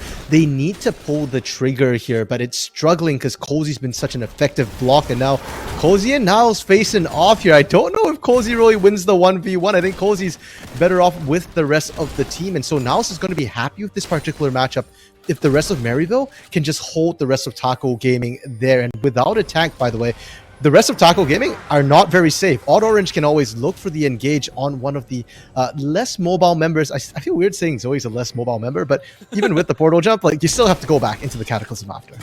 It's a false sense of getaway, right? It's like, all right, I'll jump in. Oh, wait, nope. I have a return, you know, the bungee cord that draws you right back. Gotta agree there. Now, Niles is going to try for another one. I come on, Niles, I'm so sorry, but he's going to try and make it work. He does get the inhibitor, and that's actually so unfortunate. That's not what they wanted to have. Taco Gaming sent 3 back. Baron is going to go low, and it's on Trickster. Yeah. Trickster has to try his best. Gets a kickoff on Odd Orange. Is going quite low. He's going to fight. He got it! Trickster, you mad lad! You still go down, but it's revenge. He throws up that smite and takes it away. It may not be a permanent buff, but it's close enough to stall this out. They're not just playing for a playoff berth here between these two teams. They're playing for the title of Prince of Thieves. Odd Orange and Trickster just going back and forth here. And you can see the call when that resonating strike lands. They're like, okay, guys, hold up for a second. You know, don't keep doing the damage, but it was already too low. And then unfortunately, the person come through Trickster able to steal it. Yes, Trickster goes down, but they stop the Baron push. It goes back to another stalemate once again here, Orbital, where Taco Gaming and Maryville, neither team can find a significant advantage, a game-ending advantage over the other. And that's so weird to say, right? Maryville doesn't have a game-ending, chance right there. No, they broke up in 2 inhibitors, but that Baron will easily slow him down, right? That is a stall Baron of epic proportions. I think if they didn't steal that Baron, it would have been game over, right? That easily could have been Maryville's ticket in, because with 2 inhibitors down, that's easily going to push the side lanes. You can just 5-man mid pretty much if you wanted to, and all of a sudden the game's over. Now, Taco Gaming get a singular chance at this Elder. 19 seconds to go, and yet Niles is on the top side. Get back, taken quite low. That's a trick shot. Raj is gonna get it. No, but they do spot him out. That should be the Paddle Star landing. It doesn't matter. Get back is down for 60 seconds. Oh, misclick by Doxa. Might have just picked it up. I think it's okay. No, Doxa was trying to dodge the ace in the hole that was coming through from Evan RL here. Maryville knows they can't contest this dragon anymore, so they're trying to make plays elsewhere, trying to punish, and Doxa is just buying them so much time. Oh my gosh, and Doxa gets the kill even. That's going to be the second Zanya to go off, and suddenly we get a little bit of a speed up to ramp right by. The kill came through from the Caitlyn, but still 2 dead. Doxa, I have to give props. A massive outplay there in the mid lane. Oh, Evan, I don't know if Evan's going to be able to get out of this. Unstoppable Force is available for Cozy here, trying to heal up off of those Krugs there. In fact, actually saved his own life by pulling it, but Cozy, you're not getting out of here. No, Cozy said, listen, we're not playing this game at all. 1,000 gold shutdown to the massive rock in the top lane. They are being saved right now, Maryville, by their macro earlier. They've got supers pushing in the bot side, the supers pushing in the top side, bought them some time, and so Evan RL will be back up in time for that final push from Taco. And most of the the Elder buff is still just fresh though, so Maryville, they're going to struggle to defend their open inhibitors here, and I want to see Taco push rapidly right now. If you wait till after the Elder buff wears off, you're going to be in trouble trying to fight Maryville. It hasn't exactly gone their way, and they've been struggling to get definitive wins. If you don't take the inhibs, it gets really rough. If you take the inhibs, then at least when Elder wears off, you still have that super minion advantage that Maryville right now is banking on to keep them in the game. Yeah, and I mean, they're looking for it. When you said banking, I think it's their only option. You'd actually see Niles on the top side of your minimap trying to push for an inhibitor, but Doxa is actually going to try and bully it out, and bully out they do. Doxa says, get away from our base. I'm so done with your split pushing. We'll answer it right back. Taco Gaming, now on their own front, have knocked down the mid and bottom inhibitor. Yeah, but thankfully they can't take the top one. Inner turret is still standing there, and Niles actually doing a great job just distracting, making sure that Doxa doesn't get to rejoin the rest of the team. There's always the threat of that backdoor as well. Elder should be wearing off not too long from now, so Maryville has effectively survived once again the push from Taco Gaming. And Orbital, at this point in the game, we're past the 40-minute mark. It feels like we're just going down to who can get Baron, who can get Dragon, and frankly, the Baron's not even that important anymore here. It's nice if you can get it, but even if you lose it, we've seen Maryville survive losing the Baron multiple times. They really have, but can you survive a 6-item Lynx? Lynx has been sitting on this for about 3 minutes now and counting. Opted to sell the boots, went straight to that 6. That puts him a full item over Evan RL right now, so that could be the make or break deal considering he also lost his move speed, right? That is something that we do have to keep track of. But a safety, and with all inhibitors up on the side of Taco Gaming, this could be the last push. Niles sent to split push here. It is all on Get Back, trying to find a significant stun. Is able to pick it up, but follow up. Taco Gaming needs Doxa to pull an effective siege here. Doxa plus Lynx would be enough to be able to do this, but Doxa is splitting right now. The speed up called here, but too many traps, too much CC.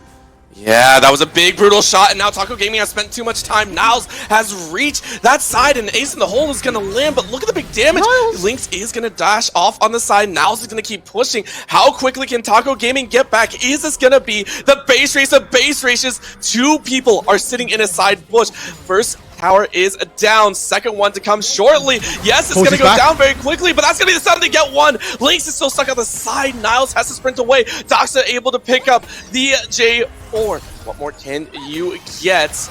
The Nexus is there, but the kill is made on Odd Orange. That's 60 seconds on the clock. With Baron coming up in 5 seconds, Taco Gaming have free range of this buff.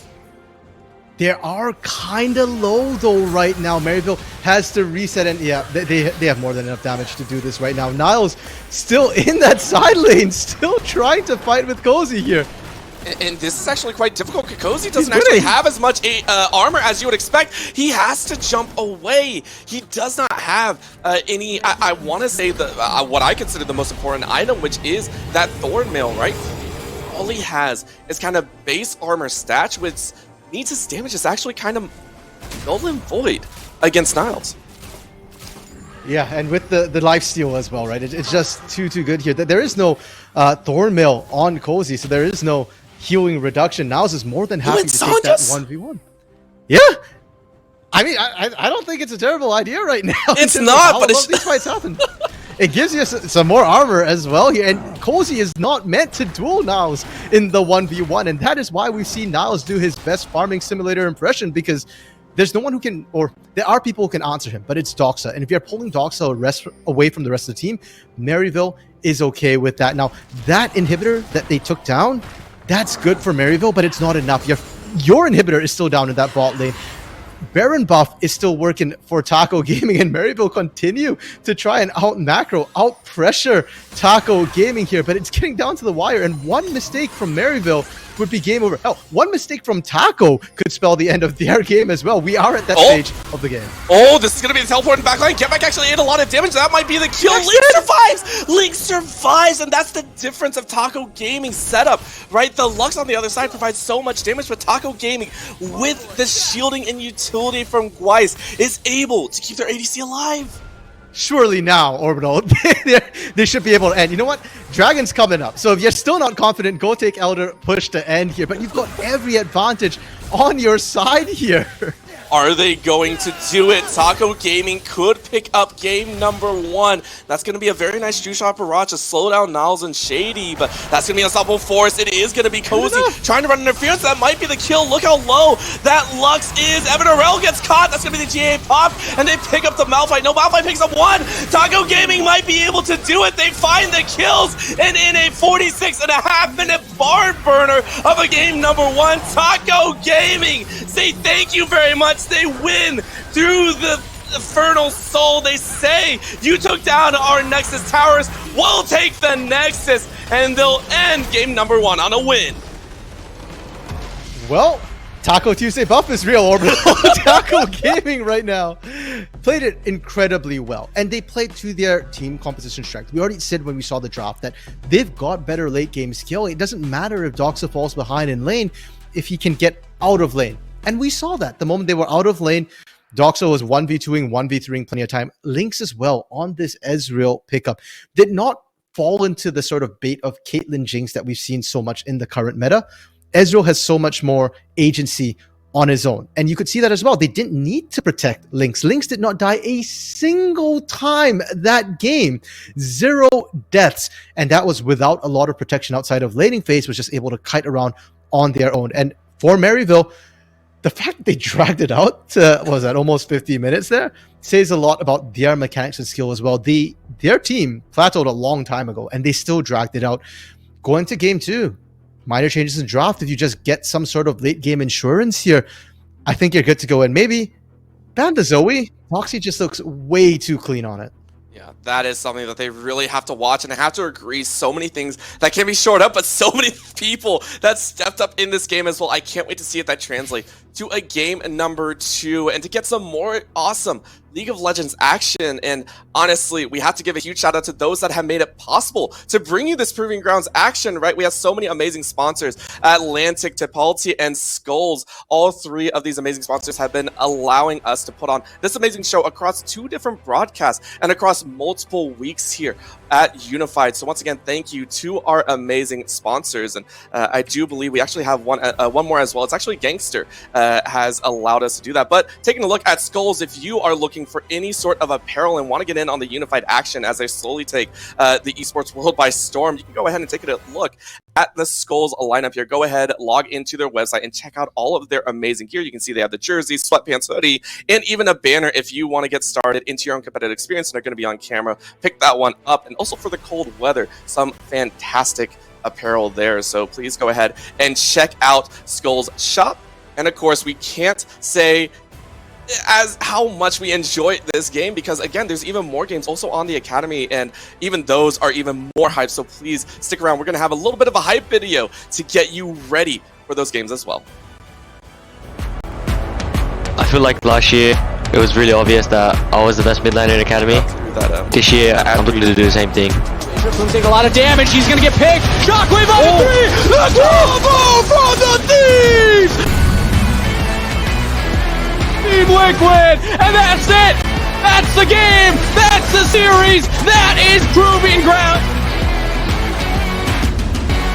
What helps people improve is not being afraid to take risks or kind of push a lane to the limits. Getting low, but he can look for another one. He does get himself stunned, but again, the healing is just so massive. Misses the Q-to. Safeguard is back on. What? He finds it with a Tempest. That's on! The man is going to try 1v3. Here comes Joey. 1v4. Oh, we find the Harry, congratulations! Hey, I see everybody behind you. Oh, the double stun! Flash from Tenacity. Oh, no! Get the kill. Oh no! Why did you charge the turret? Oh! His for some tenacity. Tenacity with a Fogman ultimate. The Rockets, the resets. Tenacity with the triple kill. And Oh my god. your son catches Spawn in the middle of the dark passage. What a shutdown from TSM. Way. Are they gonna give him a No way. pentakill on Sejuani to kick off Proving Grounds? I think they are. Pentakill to our man.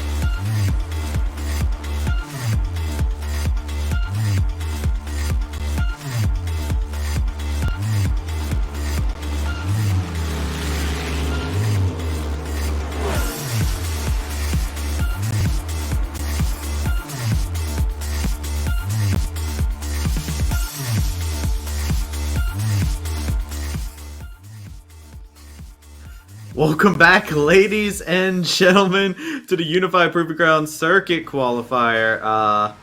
Wow, that's the words that I have. It's Taco Tuesday, Taco Gaming. They're on top of it. Game number one, just wow. I feel like we were on like a really nice, just a calm cruise over the ocean. And then we took a plunge directly into the Bermuda Triangle, and then like got sucked up into a whirlwind and just like completely sunk into the ground.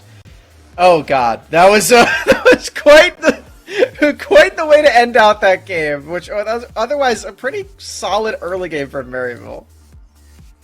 Yeah, I would definitely say that. I was at one point in time I was getting perched up on my chair like I was Batman looking over the city as the game was going on. I was just like, "What is happening? What's going on?"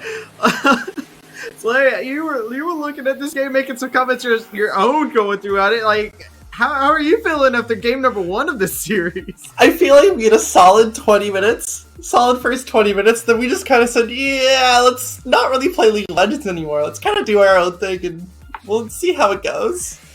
I feel like every 3 minutes I'm like, wait, no, not that. Anything but that. No. Did this exceed your expectations coming onto the desk for this game here? Oh, absolutely. Absolutely. Well, with that, we do have replays, and I personally am very excited for these replays because, like we were talking about, the first 20 minutes become a very standard thing, right? The very first clip that we have here shows how things started off for Maryville's favor. Right, so Maryville had a really solid start. You know, their lanes were all doing phenomenally well. Especially Niles had a gigantic CS lead for the entirety of this, and we see bot lane 2v2 kill for Evan and Shady. They're able to start off the bottom lane super well. Just everything seems to be going super nicely and smoothly. All smooth sailing for Maryville, and they even get to survive this this second attempt to the fight. Also, just you know, really normal stuff for them. We're gonna get to see like a bunch of other, or we saw a bunch of other plays for them that worked really well. They just had a solid lead, and yeah, it doesn't go bad at all, right? The most normal clip that we could show, I just to prove that Maryville can play regular games. Well, let me go ahead and bring up something called the comeback factor. They popped the X factor, and they were able to get in there, and our second replay shows exactly what that comeback mechanic was, and I feel like we have to highlight it. It was a hut hike moment as we got to see Cozy go deep in there. Assassin Rock was very fun. It's the cleanup. There were so many fights where the Malphite ended up cleaning up all of these plays. And I believe this one is the Lynx pentakill as well. So yeah, this is just such a fun one. This is what happens for Taco Gaming, where their front line meets their back line, and it's just very fun. It's you were hyping up Lynx. You said you put resources into this player. You put this resources. Is an example. You put the gold on Lynx. Lynx will carry. Like you can, as soon as Taco Gaming starts to move forward in that fight, it's just over. And I mean, happy bees. Beautiful replay to see Link over there on the side. And I mean, honestly, I'm a believer now. You have converted me. I am fully on the train. Lynx did not die inside of this game. Just fantastic work throughout. And even went with a different build than what we've been seeing from Ezreal's, right, Solari? Yeah, I mean, he went the Divine Sunder, which was definitely interesting. But, I mean, over the course of the game, I definitely started to agree with it more. But I'm very surprised it wasn't a game with Shattered Crown. Okay. And we do have another replay coming up here. I believe this is the one that we were talking about. Yep, hike. There it is. Yeah, so that's what we're talking about here. Oh. This play is a really good example of Taco Gaming being solid in the teamfight stage, but not really understanding what to do with their map tempo, because you can see right here, they're about to start going for the Assassin Rock again, getting the cleanups. They've got Cozy in there finding some kills, Doxa and Lynx as well finding some more at the end, but then they just stay too long for the rest of this play. They get really confident. They're like, all right, we finally have some momentum in this game. We got to do something with it. They decide, all right, we're going to push out this wave. We're going to deny everyone from getting around here. They're not acknowledging that their lead is very sudden and they don't actually have it quite yet. They're just starting to come back. And the death timers aren't very long. So we're about to watch them get punished really heavily. Lynx just barely survives, but they've lost all that momentum because they stayed too long. They use a TP from Cozy to do not a whole lot. They lose all this positioning, and now they're up against this Drake that Maryville just have all to themselves. There's no real feasible way that Taco Gaming can get in on this pit anymore. And you can see they still are trying regardless, so this is just an example of them not quite having the cleanest gameplay in the early game, and showing that Maryville do actually have a pretty good understanding of what they were doing, because it wasn't the later half of this game quite yet. I'm pretty sure that is the exact turning point when things go downhill. Yeah, that's the moment where we start going, oh wait, hold on, Cozy plays Assassins, like you said, Assassin Rock, like, hold on, he knows how to get into the back line, alright, hold up. So we got to see those different angles. We also got to see a Feels top lane moment there with the Malphite dying twice in a minute's time span, so Feels top lane, man, but there's more chaos to fold here. This is a over 40-minute game, and there was one player who said, screw the team fights. And let me just farm up. Had over 400 farm in this game. That was insane. We're about to watch Niles play ranged Tryndamere, as I called it during that game. He does not care about the fights. He does not care about kills. He just wants to go click all these structures and everything. And you know, he very nearly does end the game. I feel like he could have potentially given it a try, but he tanks too much damage from this turret trying to keep his minions alive, and I just don't think it ended up being worth it. There's only the Malphite ended up staying with the recall too, so I think in hindsight, Niles could probably look at this and be like, I could have maybe ended the game here, but unfortunately did not make the call in the moment. His rage will have to wait itself out until game number 2 goes in there and see what they got. Post game, I'm excited to see this one, to see how this looks. Wow, look at that. Oh man. Oh no. If you're a Maryville player, look away, please. Just don't look at the screen right now. It'll be better for you, I promise. This is just not what you want to see moving into the rest of the series. Yeah, and I mean, this goes back to proving the point of give Lynx the resources. So you got numbers to back this statement up too. Look at the damage on this Ezreal. Got that pentakill and just like never looked back. Got a little bit of gold and just ran away with it. Became unstoppable. The Solaria vouch is in full effect, is what I'm saying. It is. It's a buff. Oh, we found out the secret. It's a buff, the Solaria buff. Oh, okay. Have to see if Lynx keep this up, because we do have some substitutes coming out from Maryville that we do need to hit on. We do have a swap in the AD carry position and in the jungle position. We will have Kind Jungle coming in jungle, and then we will also have Azog coming in the AD carry role. Yeah, really interesting stuff. Of course, Maryville has all these players at their disposal. You can only have 7 of them on your roster at any given moment for proving grounds, but they're all, there at the school. They're all ready to compete, and we've seen them take games. All of them so far have at least a couple of wins under their belt. So definitely excited for these moves. I don't think it changes a lot for them, because they do have a pretty similar playstyle regardless, not just changing out the entire team. But yeah, I'm excited for the shakeup. Do you think this is enough, Solaria, to stop what Taco Games mayhem is being brought to the Rift? I think it might be. I think the roster change, swapping in their 2 subs, is a mental reset. I think after that long of a game, someone needs a little break, and I think it'll be good. Go get some water. Hydrate up, gamers. Yes.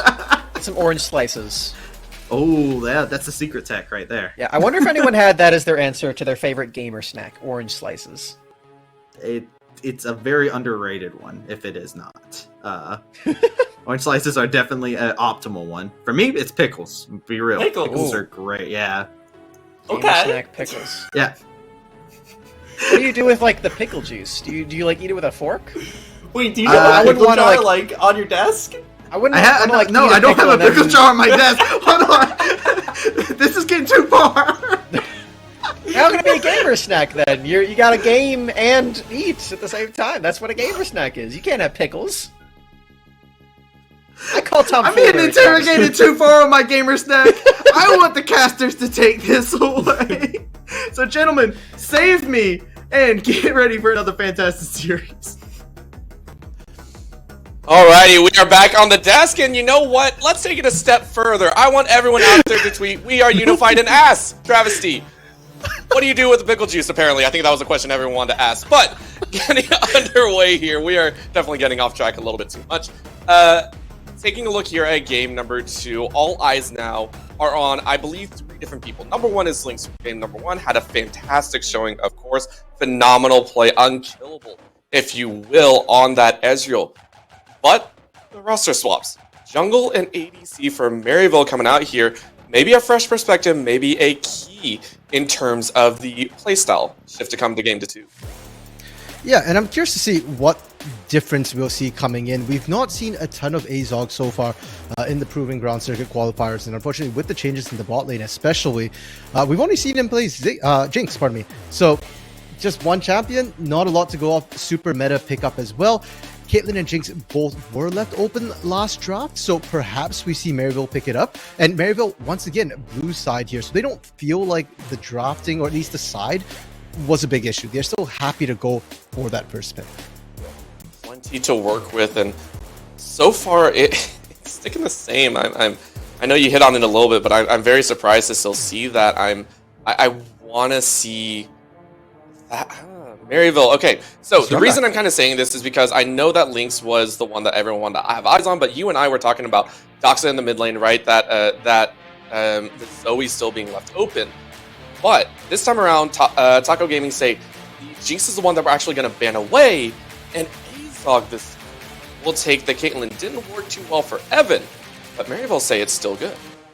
Yeah, and Maryville's just kind of running back the same bans and the same pick so far here. They're feeling like, okay, really, we don't think it was the issue of draft. Maybe it was something they misexecuted a little bit, or maybe it was the top side they wanted to look at, because as good as Niles looked in terms of putting pressure on that Graves, it really didn't add as much to the team fight as Cozy's Mel fight did. But Taco Gaming they are saying, you know what, sure, you pick the Caitlyn, we're not running it back with the Ezreal this time here. We know you've probably got something prepared to deal with it. We're going to try for the Jhin instead. And I'm just thinking back to last week, Orbital, you know, when we had Avril as our guest, she was not a fan whatsoever of the Jhin so far. And I'm curious that you're putting your big carry links onto a utility AD carry. What is the rest of the game plan to come through for them? It's definitely not that Ashe that Solaria so validly pointed out, right? Saying that's another option that they can go for in another utility, but still, the arrow with the range could have been there instead. Like you said, it is a Jhin. They are still going back with Trickster's Lee Sin, and I have to give huge props, right? The Lee Sin did amazingly well in game one, finding those opportunities, getting some of those crucial picks off. Same lane still, Maryville saying, listen, it was a long game, but we don't think it was any of the champions. We think it was just a little bit of mixed execution. 3 for 3 so far here in this game. Yeah, and for Maryville here, I was just thinking they kind of have to pick the Syndra once again, because Zoe's still open. If you don't pick the Syndra here, Tackle Gaming can just pick the Zoe and then ban out the Syndra in the next rotation. As it stands, though, we already saw Doxa pick that Zoe with the Lee Sin jungle in to get back. And really, there's no reason not to do... Oh, okay. Well, I guess that's the reason here. They've decided to give Cozy their namesake pick here. So Cozy is short for Cozy Shroud, which was, alluding to the Akali pick here. So for Tackle Gaming, they decide we're going to do this, and, well, Smax might get his wish. We might get to see that, Turbo Chemtech Akali come in here. We don't mention that dark tech here, because I'm sure they're going to have a whole segment on the desk just for Smax to go over this. I think he has the tutorial video primed and ready to go, but I have to agree. Going to be very, very interesting to watch. Love the bans being thrown to that top side of the gangplank, and the Jay saying, listen, we just can't let those through. However, Maryville still say, look, we already picked the Syndra. You can't really do anything about it because we're expecting the Zoe pickup. Instead, let's take away what worked last time. The Karma was good, and the Malphite. So they're actually saying that the Akali could go in the mid lane. We might even see a lane swap between Cozy and Doxa. Okay, and to be fair, Doxa has played Akali before, but right now, you're okay to hold that last pick, and Maryville now have to pick something that can run into the likes of the Akali in the top lane on the off chance that Cozy does take it up there. Mundo would potentially do the trick, but right now they're hovering the Udyr, and honestly, I think Udyr is an underrated pick in the current meta here. It's a great duelist in the jungle. And when I'm looking at the Jhin right now, a little bit of mobile, Akali, point and click stun, Viego, honestly, fine, but I would have preferred the Udyr. They've gone for Assassin here. They're very, very squishy, Orbital, and we saw what happened last game when you don't have a tank. I feel like that Niles might need to go something tanky. The Ornn comes to mind, or... Okay, blind pick Renekton does well into Akali, or if it isn't a blind pick. Yeah, I have a feeling this might be a bait. We know players to have done kind of these odd champions or kind of pull these flexes out there. I wouldn't say odd because, of course, Akali is very, very good. But hovering over the Gragas and Jax just feels the fact that Cozy was kind of ready for this pick, saying, hey, we know the Renekton can eat there. But it looks like it's just saying, hey, we know what works. We know, and this is what the players want. This is what the teams want to see, too. This is what everyone wants to see, is Akali in the top side. And the Zoe worked last time. Oh, come on. All right, I just said everything. Everything's out the window. Whatever I said for the last 30 seconds, please forget it. It is now the victor in the mid lane. Okay, that's right. I mean, it's kind of funny because this particular match just seems to have ignored the most of the Proving Ground Circuit Qualifier meta that we've been seeing throughout this tournament. I mean, super high prio, Caitlyn, Jinx. Caitlyn gets picked up. Jinx wasn't as high prio. I mean, this game, it does get banned. We see a lot of Victor, Corki. Corki gets banned. Usually that means Victor becomes super high prio. Victor kind of slipped under the radar for most of the game as well. It just feels like these teams have their own thoughts, their own ideas of what they want to do. And now for Maryville, it feels like a rehash of game one. Yes, the champions are different on the top side of the map, but the idea is still the same. You're picking lane dominant champions with a lot of early game power, early game strength that you can make some plays through here. And for Taco Gaming, their late game is still very strong. I mean, yes, Victor is not a Zoe. It doesn't have the same pick potential, but your team fighting is incredible. And you have that Leona as well, paired with that Jhin, paired with that Victor. If you ever do get the engage into the squishier members of Maryville, it's going to look really good. And the Akali, we've touched on the fact that Cozy is a huge Akali player. But Akali herself is really strong right now. The assassination potential to go through on all these squishy members, it's a smorgasbord of kills as long as you can get the early damage down, get them low enough to let this Akali just clean house. And knowing how hard Cozy was actually pinched on the top side, or I wouldn't say pinched, right? It was more the latter kind of after effects of the ripples of the bottom lane and mid lane. Now on the Akali though, we had to take that into account. Kind was not here in game number 1, but it was that J4 in the top side kind of putting punishment down, making sure the Malphite couldn't get any kills. Now with the Akali, do we think the Viego and Renekton combination will be thrown in the Akali's face over and over again, kind of sacrificing that bot and mid lane for Maryville University in favor of just shutting down the singular champion? Honestly, I think Niles can just handle this lane on his own. Even in game 1, we saw that very little resources were sent to the top lane for Maryville, and Niles did win that solo lane. Now, the Renekton was picked into this Akali as well. Niles knew that there was a greater than 50% chance that it was going to be Cozy's pickup here, so I think you just leave that lane on an island once again. Let Niles get ahead. It would be nice if you just make sure that Niles doesn't get ganked for free and that you can counter gank, because I do think they can win that 2v2. But I think I want to see Kind Jungle still going back to that mid lane to get back to this bot lane, Azog as well, especially because Caitlyn Lux, they're strong in the early game, but we saw it happened, once you get past that 20-25 minute mark. Clayton, not ideal here, so you really need to get that significant lead. You really need to keep that Caitlyn Lux taking turrets, rotating to other lanes, and constantly on the move. And we haven't even mentioned the fact that Gweiss, instead of that Karma that was banned out in round 2, has opted for a much more aggressive support, right? This is now another OG combination. You take that Leona, that point and click almost CC with the solar flare. This is now much more scary. I honestly, unless Gweiss takes an unfortunate, level 2 fight or anything, steps up a little bit too close, this could actually be a first blood in the bot lane now in favor of Taco Game. Yeah, when we saw the Karma last game, you could see how quickly they were getting bullied out, because when you pick the Karma into a Lux, you're trying to match poke with poke, enchanting shields with enchanting shields. When you pick this Leona here, Leona has a very do or die sort of lane in this bot lane. If you don't get kill pressure down, you're going to get poked out 100%. But with the Jhin, as you mentioned, there is burst damage to come through, especially when Lux and Caitlyn are both such squishy champions here. So if anything, the fact that they're doing this tells me that they might start calling Trickster to this bot lane a little bit more. That 3-man combination is pretty strong, and Viego in the early levels might not be able to match quite the same amount, especially if Shady doesn't land the critical light binding. You know what? I don't care, because all I want to see is Taco Gaming win this one, so I can just say my my prediction is correct.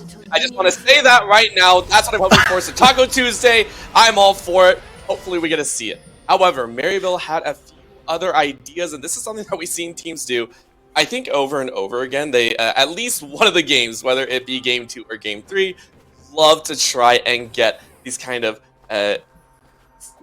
minor picks, and we saw how it can end up, especially for Radiance. Unfortunately, I have to throw that one out there. Most infamous level 1 in that bot side, but I love it. I love to see teams trying those level 1, kind of mix it up instead of the standard defensive one. Yeah, and in fact, Taco Gaming, they do respond a little bit on their own as well. They do get that deep ward down to be able to track where Kind Jungle is going to start. Kind Jungle is actually going in, trying to get matching vision on Trickster here. Can't quite see. Yeah, the ward did come down. They did see Trickster in the first place, so they know exactly where they are now. Shady and Azog here trying to get a little bit of a lane advantage, but I think the fact that Azog walked out of that bush kind of tells Taco Gaming that, yeah, Shady's probably in here as well. A fairly standard start as well, right? Even though they're in the bush, because Gweiss and Link didn't step up too far, they're not too worried. However, starting out on that Zenith Blade going in is a little bit surprising. Normally, a Leona wouldn't try and take that dive without the stun up, but Gweiss said, hey, I can run you out, don't worry about it. Yeah, I mean, you can start level 1 and just walk up and try and push people out as well, especially for enchanters like that. The moment they use the spell, if the light binding doesn't land, that's a free go button. You can go in completely unpunished. And Trickster, we sit at the fact that, hey, you've got a Leona in the bot lane. is probably going to summon some early jungle pressure here. Trickster might just skip blue and go for an early gank in the bot side. There already is a ward though from Maryville, so they recognize the possibility of that happening as well. I don't think Kind Jungle is going to get there before that, so it's a question of, do they back off safely? Can they get out? Trickster, is he? Oh, he's going for the long con.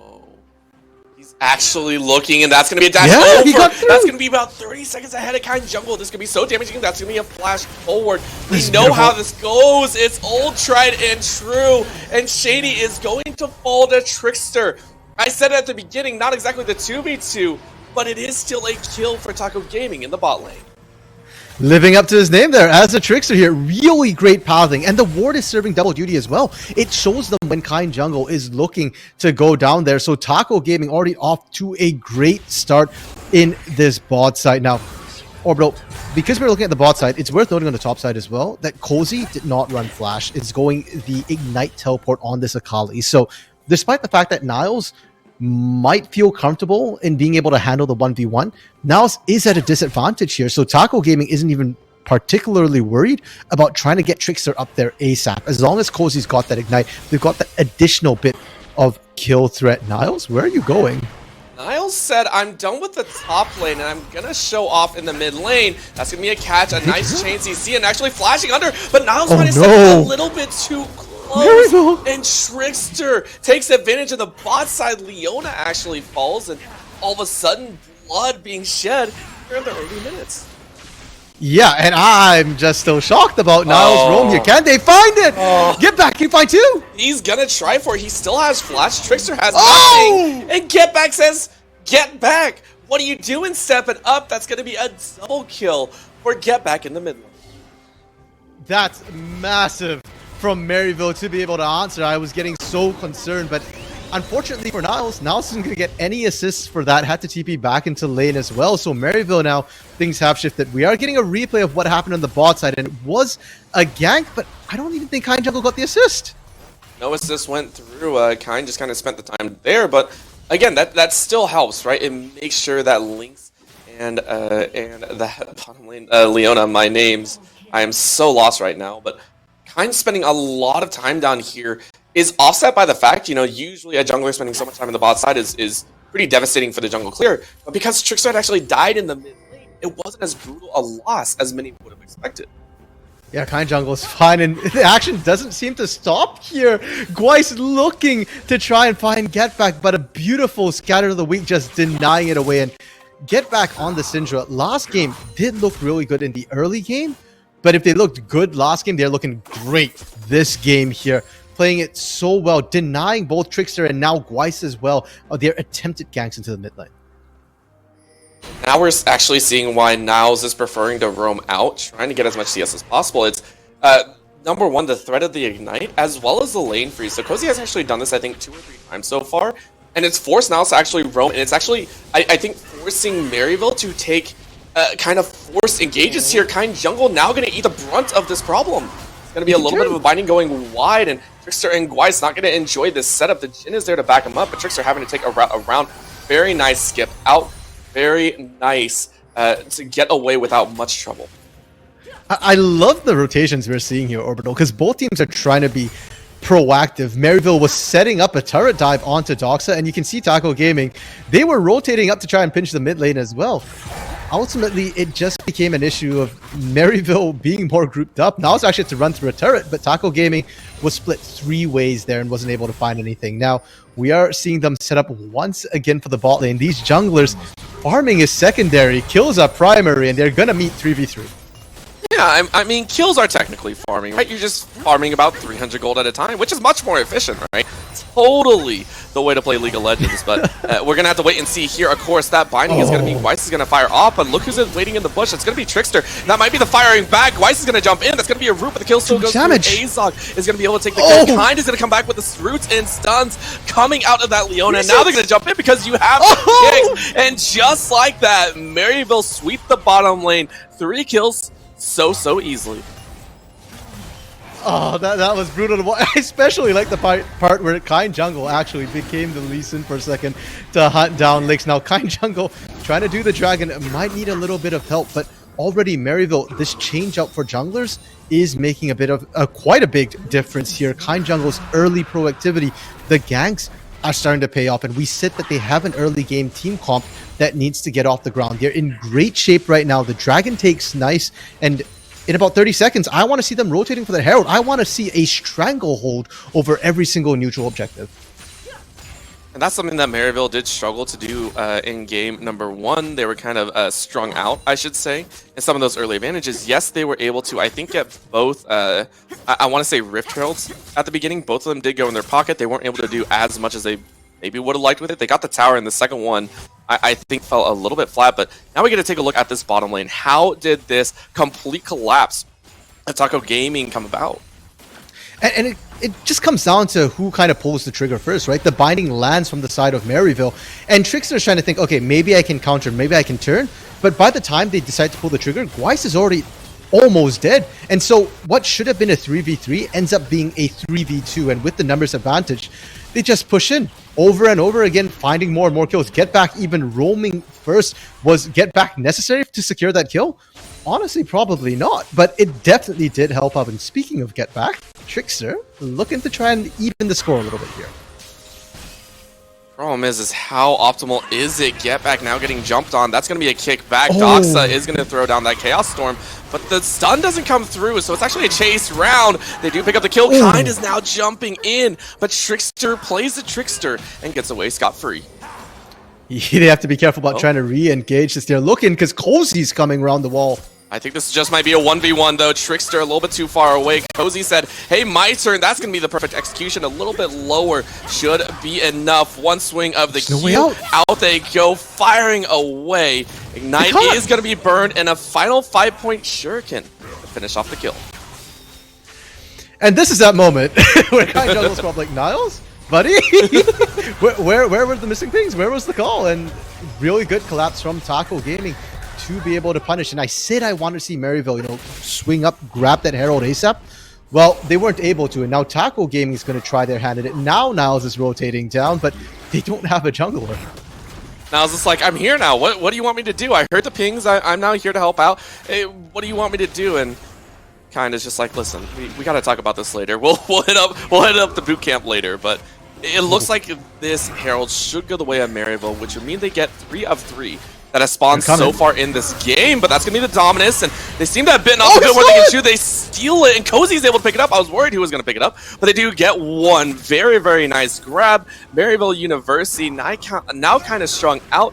Once again, they only pick up a kill after putting in so much time for that Rift Herald.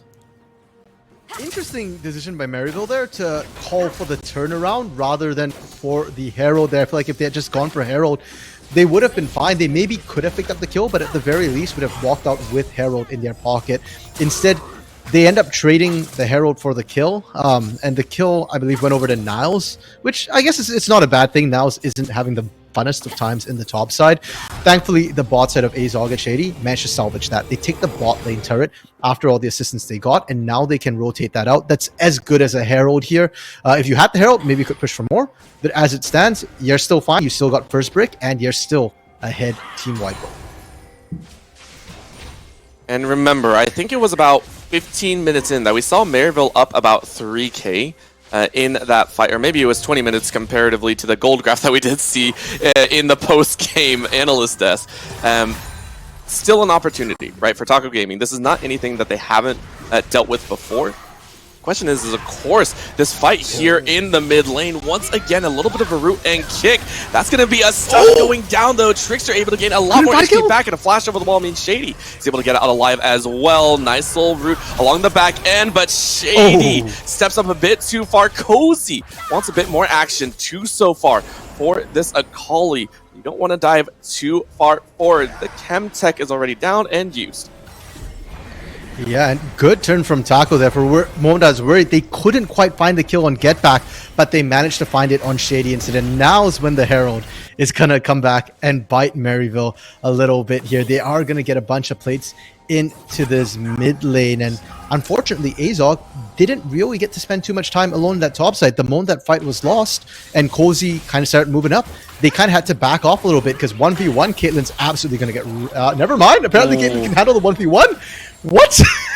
Yeah, and I wouldn't say Caitlyn in general could do it, but it was a very nice combination of play with Gale Force. Trickster, though, getting jumped on here. A hard dive on the back line is going to play and put it to rest. Now it's taking a few too many tower shots, though, and inside of the Shroud. It ain't so cozy for Cozy there, as that's going to be 2 kills taken away by Maryville between the towers. And now Azog gets to free fire on that turret a little bit more there. Got, I think, another plate actually while all that action was happening. But Maryville is skirmishing really well here. Yeah, and they forced the flash out of Kind Jungle. Now the slow on Shady instead of a stun. If it were a stun, I think we could have seen a little bit extra fighting. But so far, Maryville playing it very, very well. After those first couple kills in the early game, they started rotating their advantages to others. They're slowly keeping pace towards a nice mid-game play. Yeah, Dragon is up the orbital, and we did just see the Solar Flare get used by Weiss and not quite find Shady there. So Maryville, they might just come looking for this one here. They don't have the Dominus, but they do have the Unleashed Power and the Heartbreaker, which is more than enough to really execute down single targets. They are late, though, and Trickster almost already has this done. It's gone. And it's a Chemtech, right? Chemtech, in a lot of people's eyes, doesn't hold a huge amount of damage, especially with how squishy Maryville is. Of course, it is only second Drake. Maybe they just don't really care about it, right? Don't want to expect the energy, but it's also one that you don't have to worry about too much if you're not tanks, really.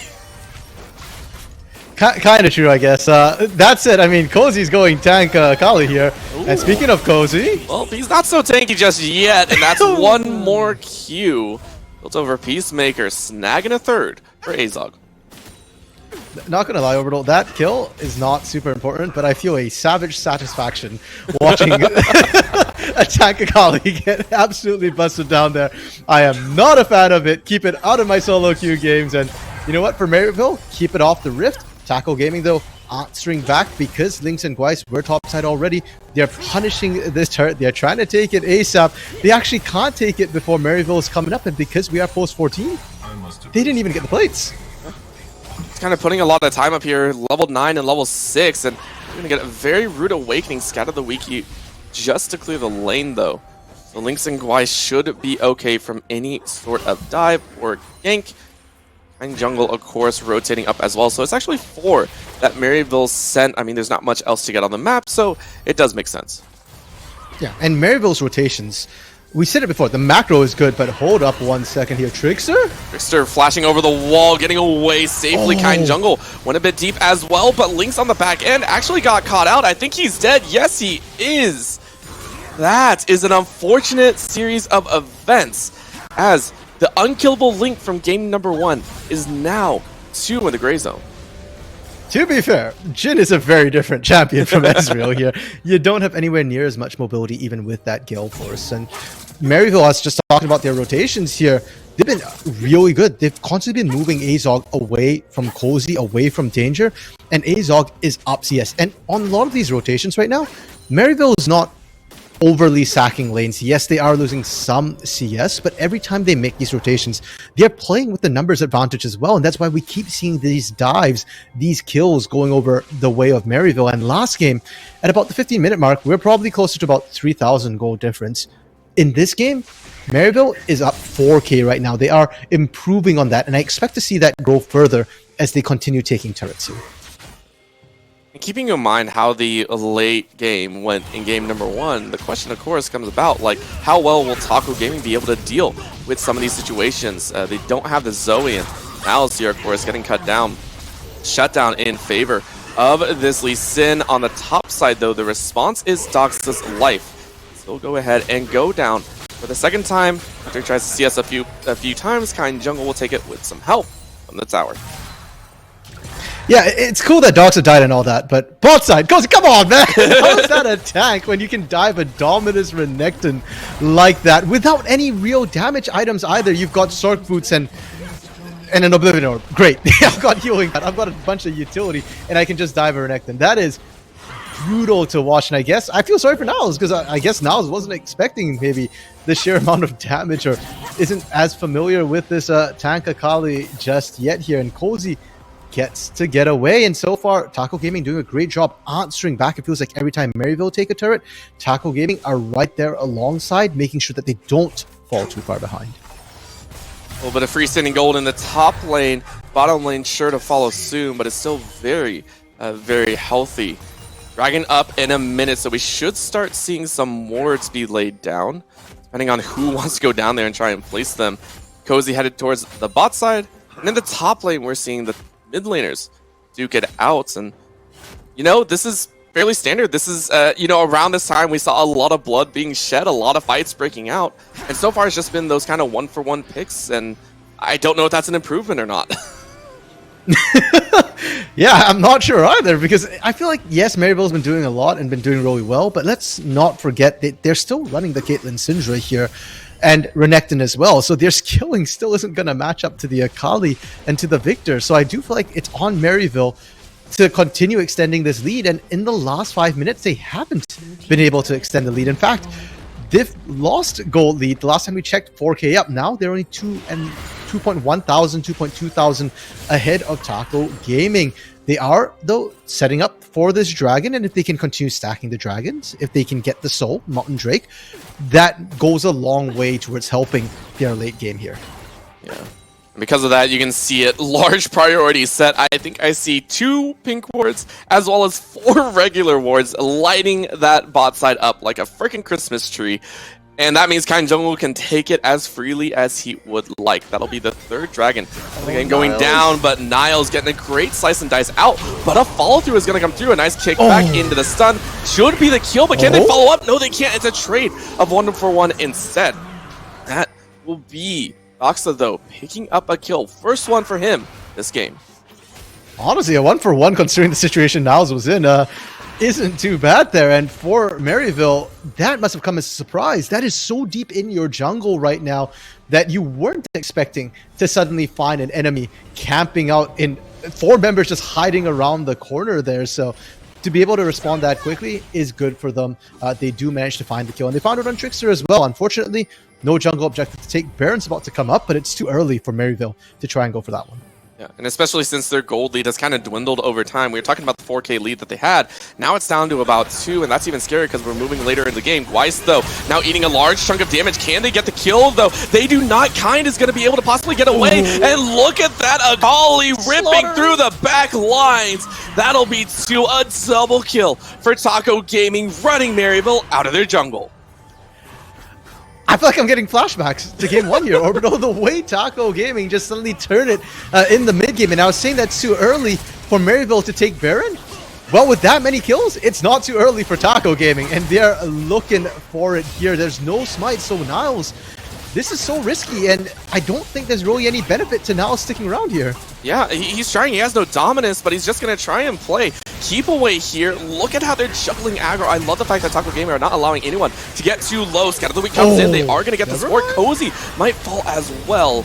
They are going to get the grab. Niles is going to go in with the dominance now. It's finally up, but it's a little bit too little too late. Link says, you waited too long, and I'm making you into a bag. Yeah, 1-for-1, not... I guess it's kind of worth it. You took off the Baron from 1 member, but it's Gweiss. It's the support. They weren't going to be split pushing on their own anyways. They're always going to be with somebody, and here we get a replay of that fateful moment here. And they just get a glimpse of vision. The problem is, sure, Gweiss gets caught. Gweiss is a tank. Gweiss doesn't care. You blew everything trying to kill the support, and then now you're deep inside the enemy base with insufficient damage, and they just clean house, and that's going to lead to a whole bunch of problems. Taco Gaming, with this Baron buff, what can they take here? Yeah, and I mean, it's going to help so much. You can already see about 1,700 in their pockets right now, and they're going to keep pushing. The question is, how are they going to allocate it? Because my eyes are on Cozy, right? I want to take a look at the items as soon as we get back to taking a look at that.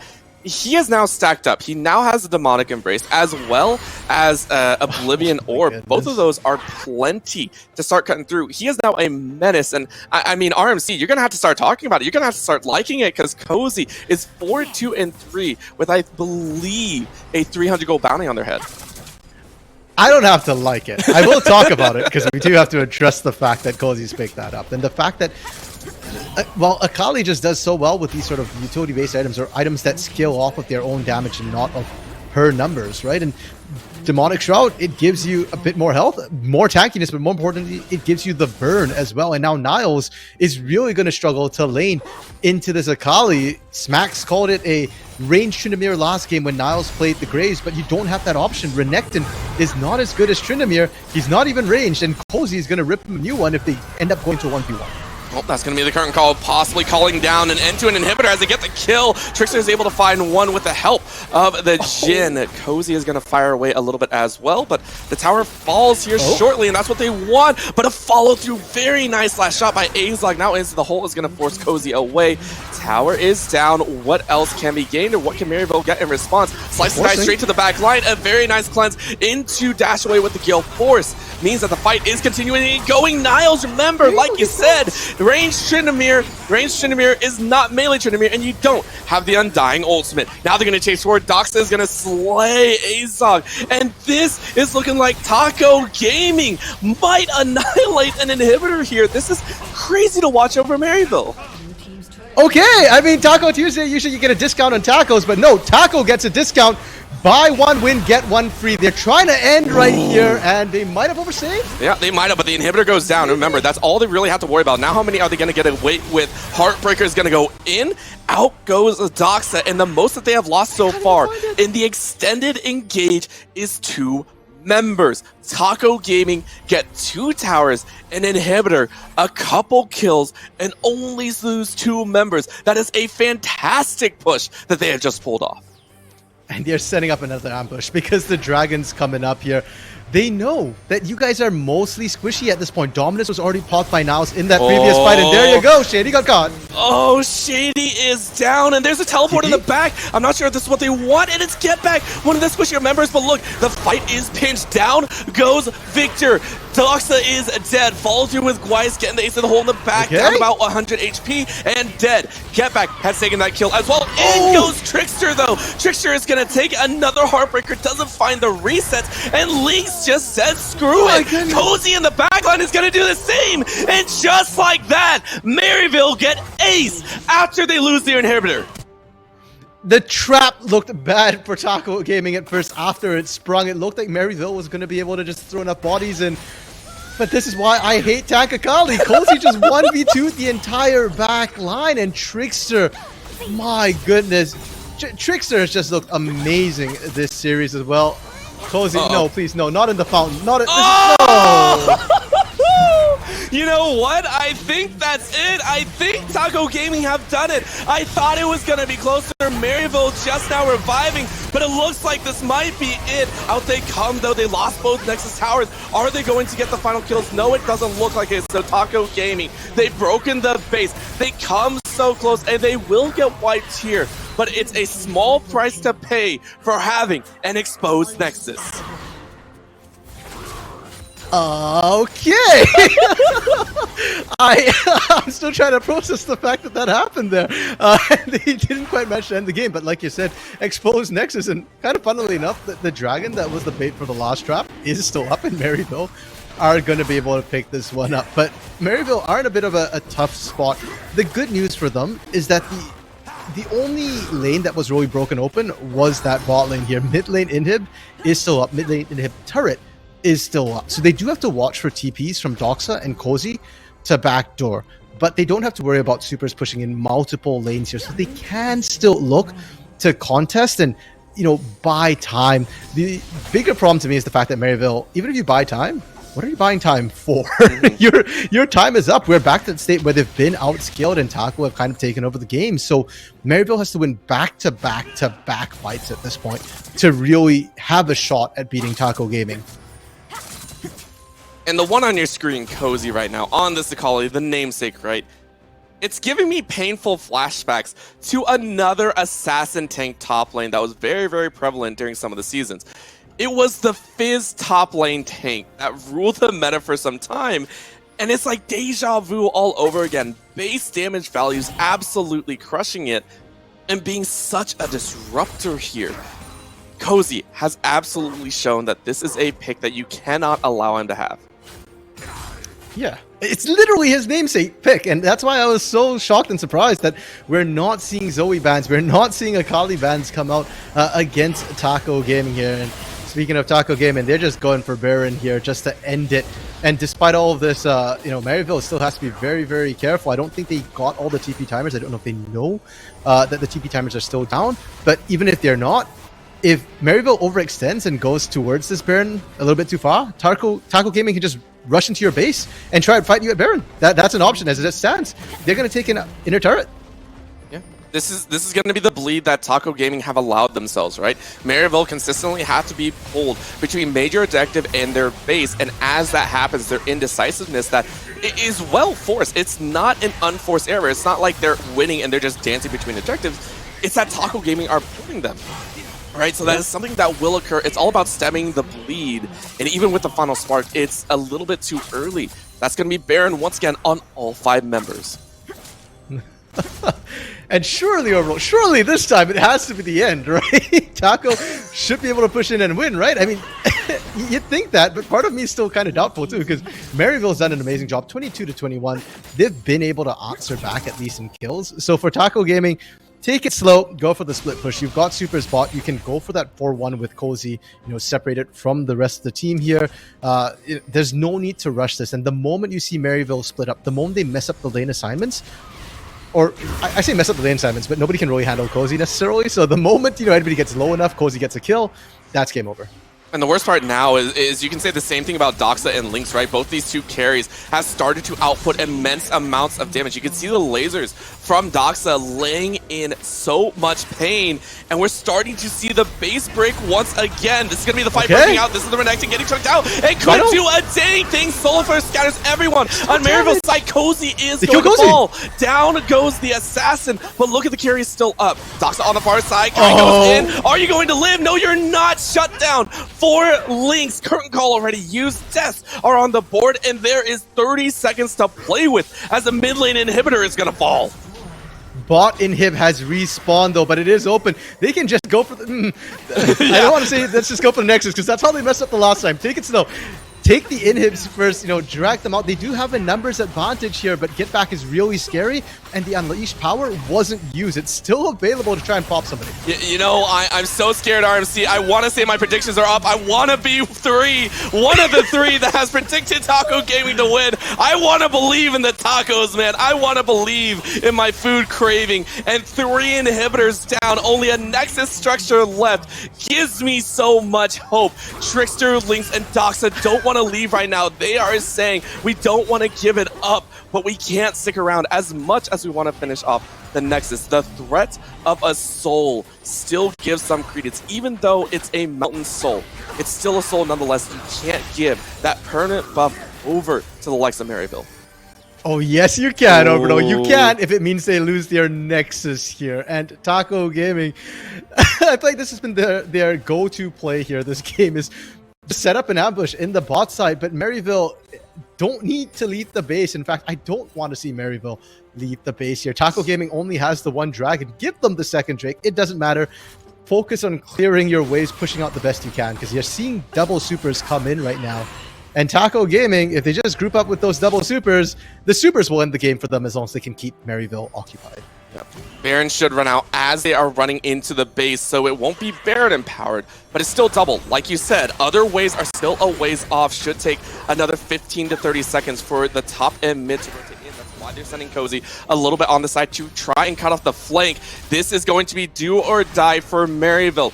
What can they do? Kind Jungle running off on the edge, and it looks like they found 3. Binding lands on 1. It's only on Trickster. Can they get more? The kick lands, and he gets away clean. Trickster is alive, and now Doxa's running rampant in the back line. That's going to be the Zanya's user, Azog, who might fall here. There it is. The carry's down. So is the Renekton. It is going to be the double kill. Doxa running rush on RMC. It has happened. Taco Gaming complete the 2-0 over Maryville. Let's go, Taco! And just an update as well from the other stream, the Unified live stream. Winthrop also beat Dare, so my predictions for tonight are completely wiped, pretty much. But hey, you know what? I'm fine with that because Taco played that game so well. They know their win conditions, and yes, we said that a lot of strong, I don't want to say overpowered picks, but at least in the hands of these players, overpowered picks made their way through. But you can't deny that the fact that Taco Gaming is able to pull out these wins against both sets of Maryville rosters is nothing short of amazing. Yeah, and I was curious, right? Number one is Doxa and Lynx, right? These two that picked up champions that I feel... I love Victor, yes, but it doesn't always have the same impact as Zoe, right? We were talking up Doxa's Zoe was so good. On the bot side, the Jhin as well, this utility ADC, we were curious how it was going to fare. You don't have the utility, like we were saying. And yet, it played out so well, and they completed. This is amazing. Taco Gaming go ahead and claim their berth in the playoffs. Yep, and for Maryville, this isn't game over. Maryville winning their first round means that they have the leeway to lose this and still make it through the playoffs. And when I did speak to the assistant coach Tej here, they already said that, hey, you know what? We're not too worried, win or lose. Obviously, we want to win, but we've got our eyes on the long con here. We are a team, that is still developing. We're still looking to, pull things together. So if we lose here, it's fine. It's just more games, more practice for us, and we're going to come back stronger than ever. It's fantastic to see. And I have to say, overall, this is something that I'm very happy about, right? I love the fact of watching these teams that a lot of people, analysts, viewers even might not see as that star shining, right? The underdog, if you will. Taco Gaming, don't get me wrong, weren't really seen as underdogs. As you saw, even the analyst test was saying that there might have been some fluctuations in there. And you know what? I'm going to tout it as well. You know what? I lost out on the Dare Gaming. I lost that prediction, whatever. I'm happy about Taco Gaming, but the idea that these teams are much closer in standing than many predicted at first gives so much credence to the fact that we could see even more explosive games in the future. And that, my friend, is going to be the big question on everyone's mind. How long can this win streak continue? We will go to a very short break to ensure that we can get an interview for you from Taco Gaming to see their thoughts on the series win over Maryville. So we'll be right back in just a few.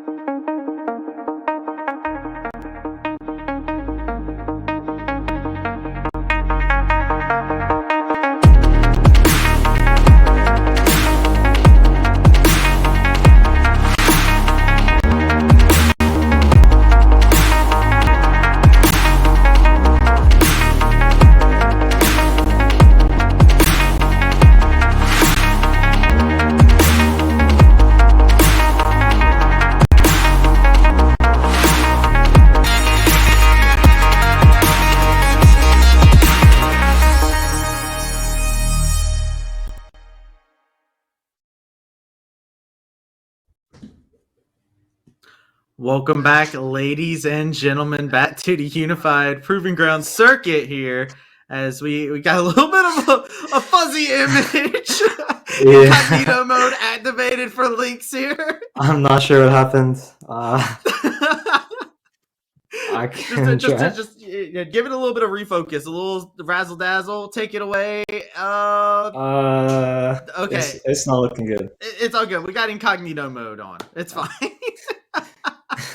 We can still see the brilliant smile coming off your face after a fantastic dub for you guys inside that last game there. Congratulations on getting that first seed. And I'm going to start it off with the fact that you were the first non-LCS affiliated amateur team to qualify in. How does that feel? It feels great. I'm just really happy with the boys. We all played pretty well, and then we took home the dub 2-0. And speaking of first, I have not been fact-checked on this just yet, but it seems like you're the first person to get a pentakill inside of the qualifier right now. So, how does that feel for you? How was that moment in game number 1 on the Ezreal? Well, like during the team fight, I had no idea I was going to penta. It was the most random thing. Or I just heard Malphite TPing in, we're going hard, and then just after the fight, I just smiled. You can't help but smile, right? A pentakill doesn't make anybody frown, right? We saw the happy bee emote, man. Yeah, well, it was a fun time. Yeah, and I mean, look, Taco Gaming picking up the dub on Taco Tuesday. Gotta say, appreciate the celerity in that one. I want to talk about the fact that you had a huge vouch going into this game before the series even began. Solaria, our most valued guest right here on the desk, gave you the hugest vouch. How does that feel going in? Did you hear about the vouch beforehand, or were you focused in? I didn't hear about the vouch, but I know Solaria. She goes to my school, or she went to my school, so I've talked with her here and there. She helps out my collegiate team from time to time, so it's good knowing that she trusted me. Glad I can make her proud. She made you, yeah. You got a pentakill, the game that she vouched for you. So I feel like that's a big one indeed. And I know Cozy feeling a little sick. How was it playing with everybody kind of on this level of comfort? We had Cozy popping off on Tank Akali, which I know Smats was very excited for, over into the side. How was that game for you guys, especially with all the fighting you guys did? The games were pretty stressful, actually. The first game especially, it went to 45 minutes down to the wire, a few backdoor attempts. But I feel pretty good with this team. They're all like pretty friendly to one another, so we trust each other. So it's good that we won. That's great to hear, especially because you guys, all of you played inside of Proving Grounds before, but not on the same team. So it was a big question seeing all this talent kind of come under one roof and see how they perform. And how does it feel to show everybody exactly what this pool of players can do? Yeah, so me and Cozy were on a team last split together, so I'm familiar playing with him. And then Doxa and Trickster, before the split began, they kind of just hit me up and they said, "Do you want to maybe try and play a team?" Because I don't think they were gonna play this split, and I wasn't really having any plans either. So we kind of just all came together, and then we picked up Guais to fill us off, and feels good. Team's looking good. We're all working good together. All right, one last question. The name is Taco Gaming, okay? Yes. Do you guys celebrate your dubs with tacos, or what's the idea here, man?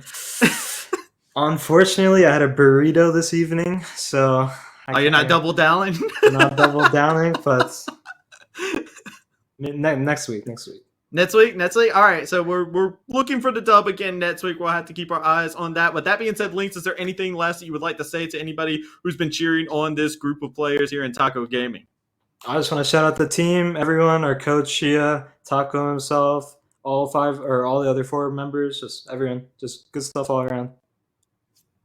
Thank you, Lynx, for the interview. Congratulations on the dub and the pentakill as well. Hope you have yourself a fantastic evening. With that being said, I'm going to go ahead and throw it back to our desk to go ahead and get us going through the rest of the day. As we are in for it. We got to see yet another chaotic game, y'all. That was really fun. I'm really glad we got to hear from Lynx after that one. You know, the only player with the pentakill so far, and carrying that last game as well on the Jhin. And he got the Solaria vouch, and the vouch goes both ways. Oh, it's such a wholesome day on the stream today. How does it feel? Hear. Feels real good. Feels good. Oh man, yeah, the vouch goes both ways. And talking about it though, we have to break down how everything happened, because yet again we got put into a longer game, and it started off Maryville favored yet again, but there were some tricks up Taco Gaming's sleeve, honestly, especially from Trickster. Yeah, you mentioned that it started in Maryville's favor. The first play was not, because Trickster was pretty sick on the first play. Yeah. I think everybody was Trickster fans over here. We were all Trickster stands at the very least at that point. I know I was. I was screaming. I was like, he's so good.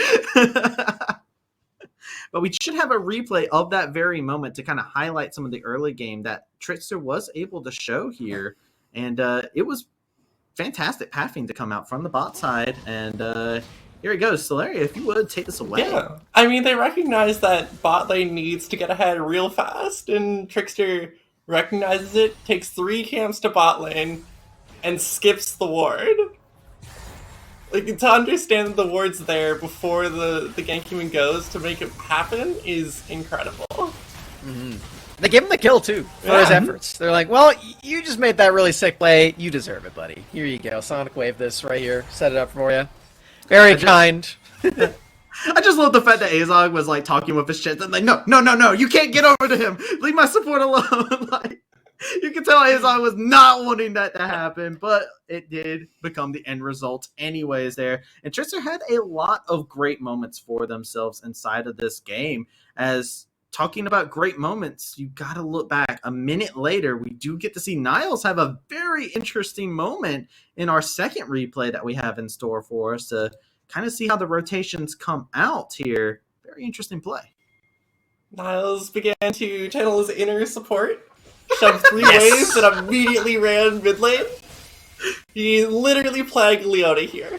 It's the same champion, I promise. He's got the dash, he's got the point click stun, like it's all there. Except for the kill. Except that one. Little too much. But talking about too much, I mean, look at this though. Get back immediately capitalizes on that though. Yeah, that's true. Trickster and Doxa try to stay and fix the wave, and then well, there's a whole bunch of Cinder orbs. Yeah. Greed equals speed. It's the mantra. I'm telling you. Well, chant that to yourself in your games, and it will help you. Yeah, that play was really creative from Niles, but and it ended up working out because they overstayed. But I think the real problem was that he gave up so much in his own lane to do that. It's really good to do on support because you don't really have to farm. But as Renekton, you are still expected to go up and take the minions in the top lane. So giving over a lot of advantage to Cozy on the Akali ended up being a little bit of a rough spot. And it was the tank Akali as well. I'm very happy. Yeah. I was about to say, I know you're salivating to talk about it. It is tank Akali time. And Smats, it would be injustice not to let you take this clip. This build is so sick. So it's really bulky, and the new way that the Chemtech works is that you get an empowered auto attack similar to how rapid fire cannon works, except the way that it applies, you don't get extra range from it, you get an extra AoE burn damage, and it counts as a spell. So it works off of the demonic embrace, you get the burn damage from that, and it gives you a lot of extra magic damage. The spell works really well because Akali doesn't have a lot of AP ratios compared to other champions. Her base damage is really high, so you get just a lot of use out of this. You get a lot of resistances. The HP works well with Demonic Embrace later, which he did end up purchasing, and it just makes Akali have more at her disposal without really taking away a whole lot, because the damage is still there. And it's really cool to see Cozy. It's his signature champion, right? He used to go by Cozy Shroud. He's an Akali main. Seeing him adapt to the new build is really cool. You love to see it. And talking about things you love to see, is this was the start. I know you do. I know. Trust me, I know. But this is also the turning point, right? This is yet again where we were seeing Maryville, for the most part, actually, despite the replays that we have been showing here, Maryville's been doing a good job finding moments, getting themselves ahead, but that was the downward trek. And from that point forward, we have one last replay to go over. This is the one that sealed the deal, it seems. This is where I really started to respect Lynx even more and fully understand the Solaria vouch, because I like the Ezreal game, sure, but now he's on a more utility-based champion that doesn't have a lot of mobility, but as we're about to watch, he's still got the mechanics on lock. He's still able to do all this damage. Watch what he does here. Gets stunned by Renekton, has the cleanse, and then Gale Force is out of the Lux Laser to survive and keep all this damage going. Crazy mechanical outplay from this guy, and they get to keep winning this fight too. This is just really, really cool from Lynx. He doesn't miss. I think that's just the biggest thing you can take away from it. You can't get to the guy. You can't get onto him. He will just continue to do damage. Larry, I feel like you're proud just watching that moment here on Lynx. Absolutely. Like, I come back and you're just got this big smile like, yes, Lynx, yes. Well, the first time I ever saw him was at collegiate tryouts and whatnot. I saw him play, and I'm like, okay, never heard of him before, but he's really good. And then I didn't see him play for like 6 months, and I'm like, wait, he got better. He keeps going. So you're telling me this isn't even the peak, right? He's still He's getting better. still going. He's still going. Oh, we're in for a treat. Has gotten a pentakill inside this series and has been highlighted time and time again. So looking forward to seeing more Link here as see exactly what they have. They're the first seed coming out of this group. Can you believe it? Yeah. That's so sick. I'm really proud of Taco Gaming for getting there. You know, they've got some really solid players all across the board. The question was always just, will they have the coordination to take down a team like Maryville, who's been playing together for a very long time? Turns out the answer is yes. And while it wasn't like the cleanest games, they did give over some advantages to Maryville. The way that they got those back and the way that they showed their mechanics in those team fights was undeniable. I think this is definitely a team to watch out for further on to the playoffs. Big congratulations to them. I'm really looking forward to seeing them play in a week.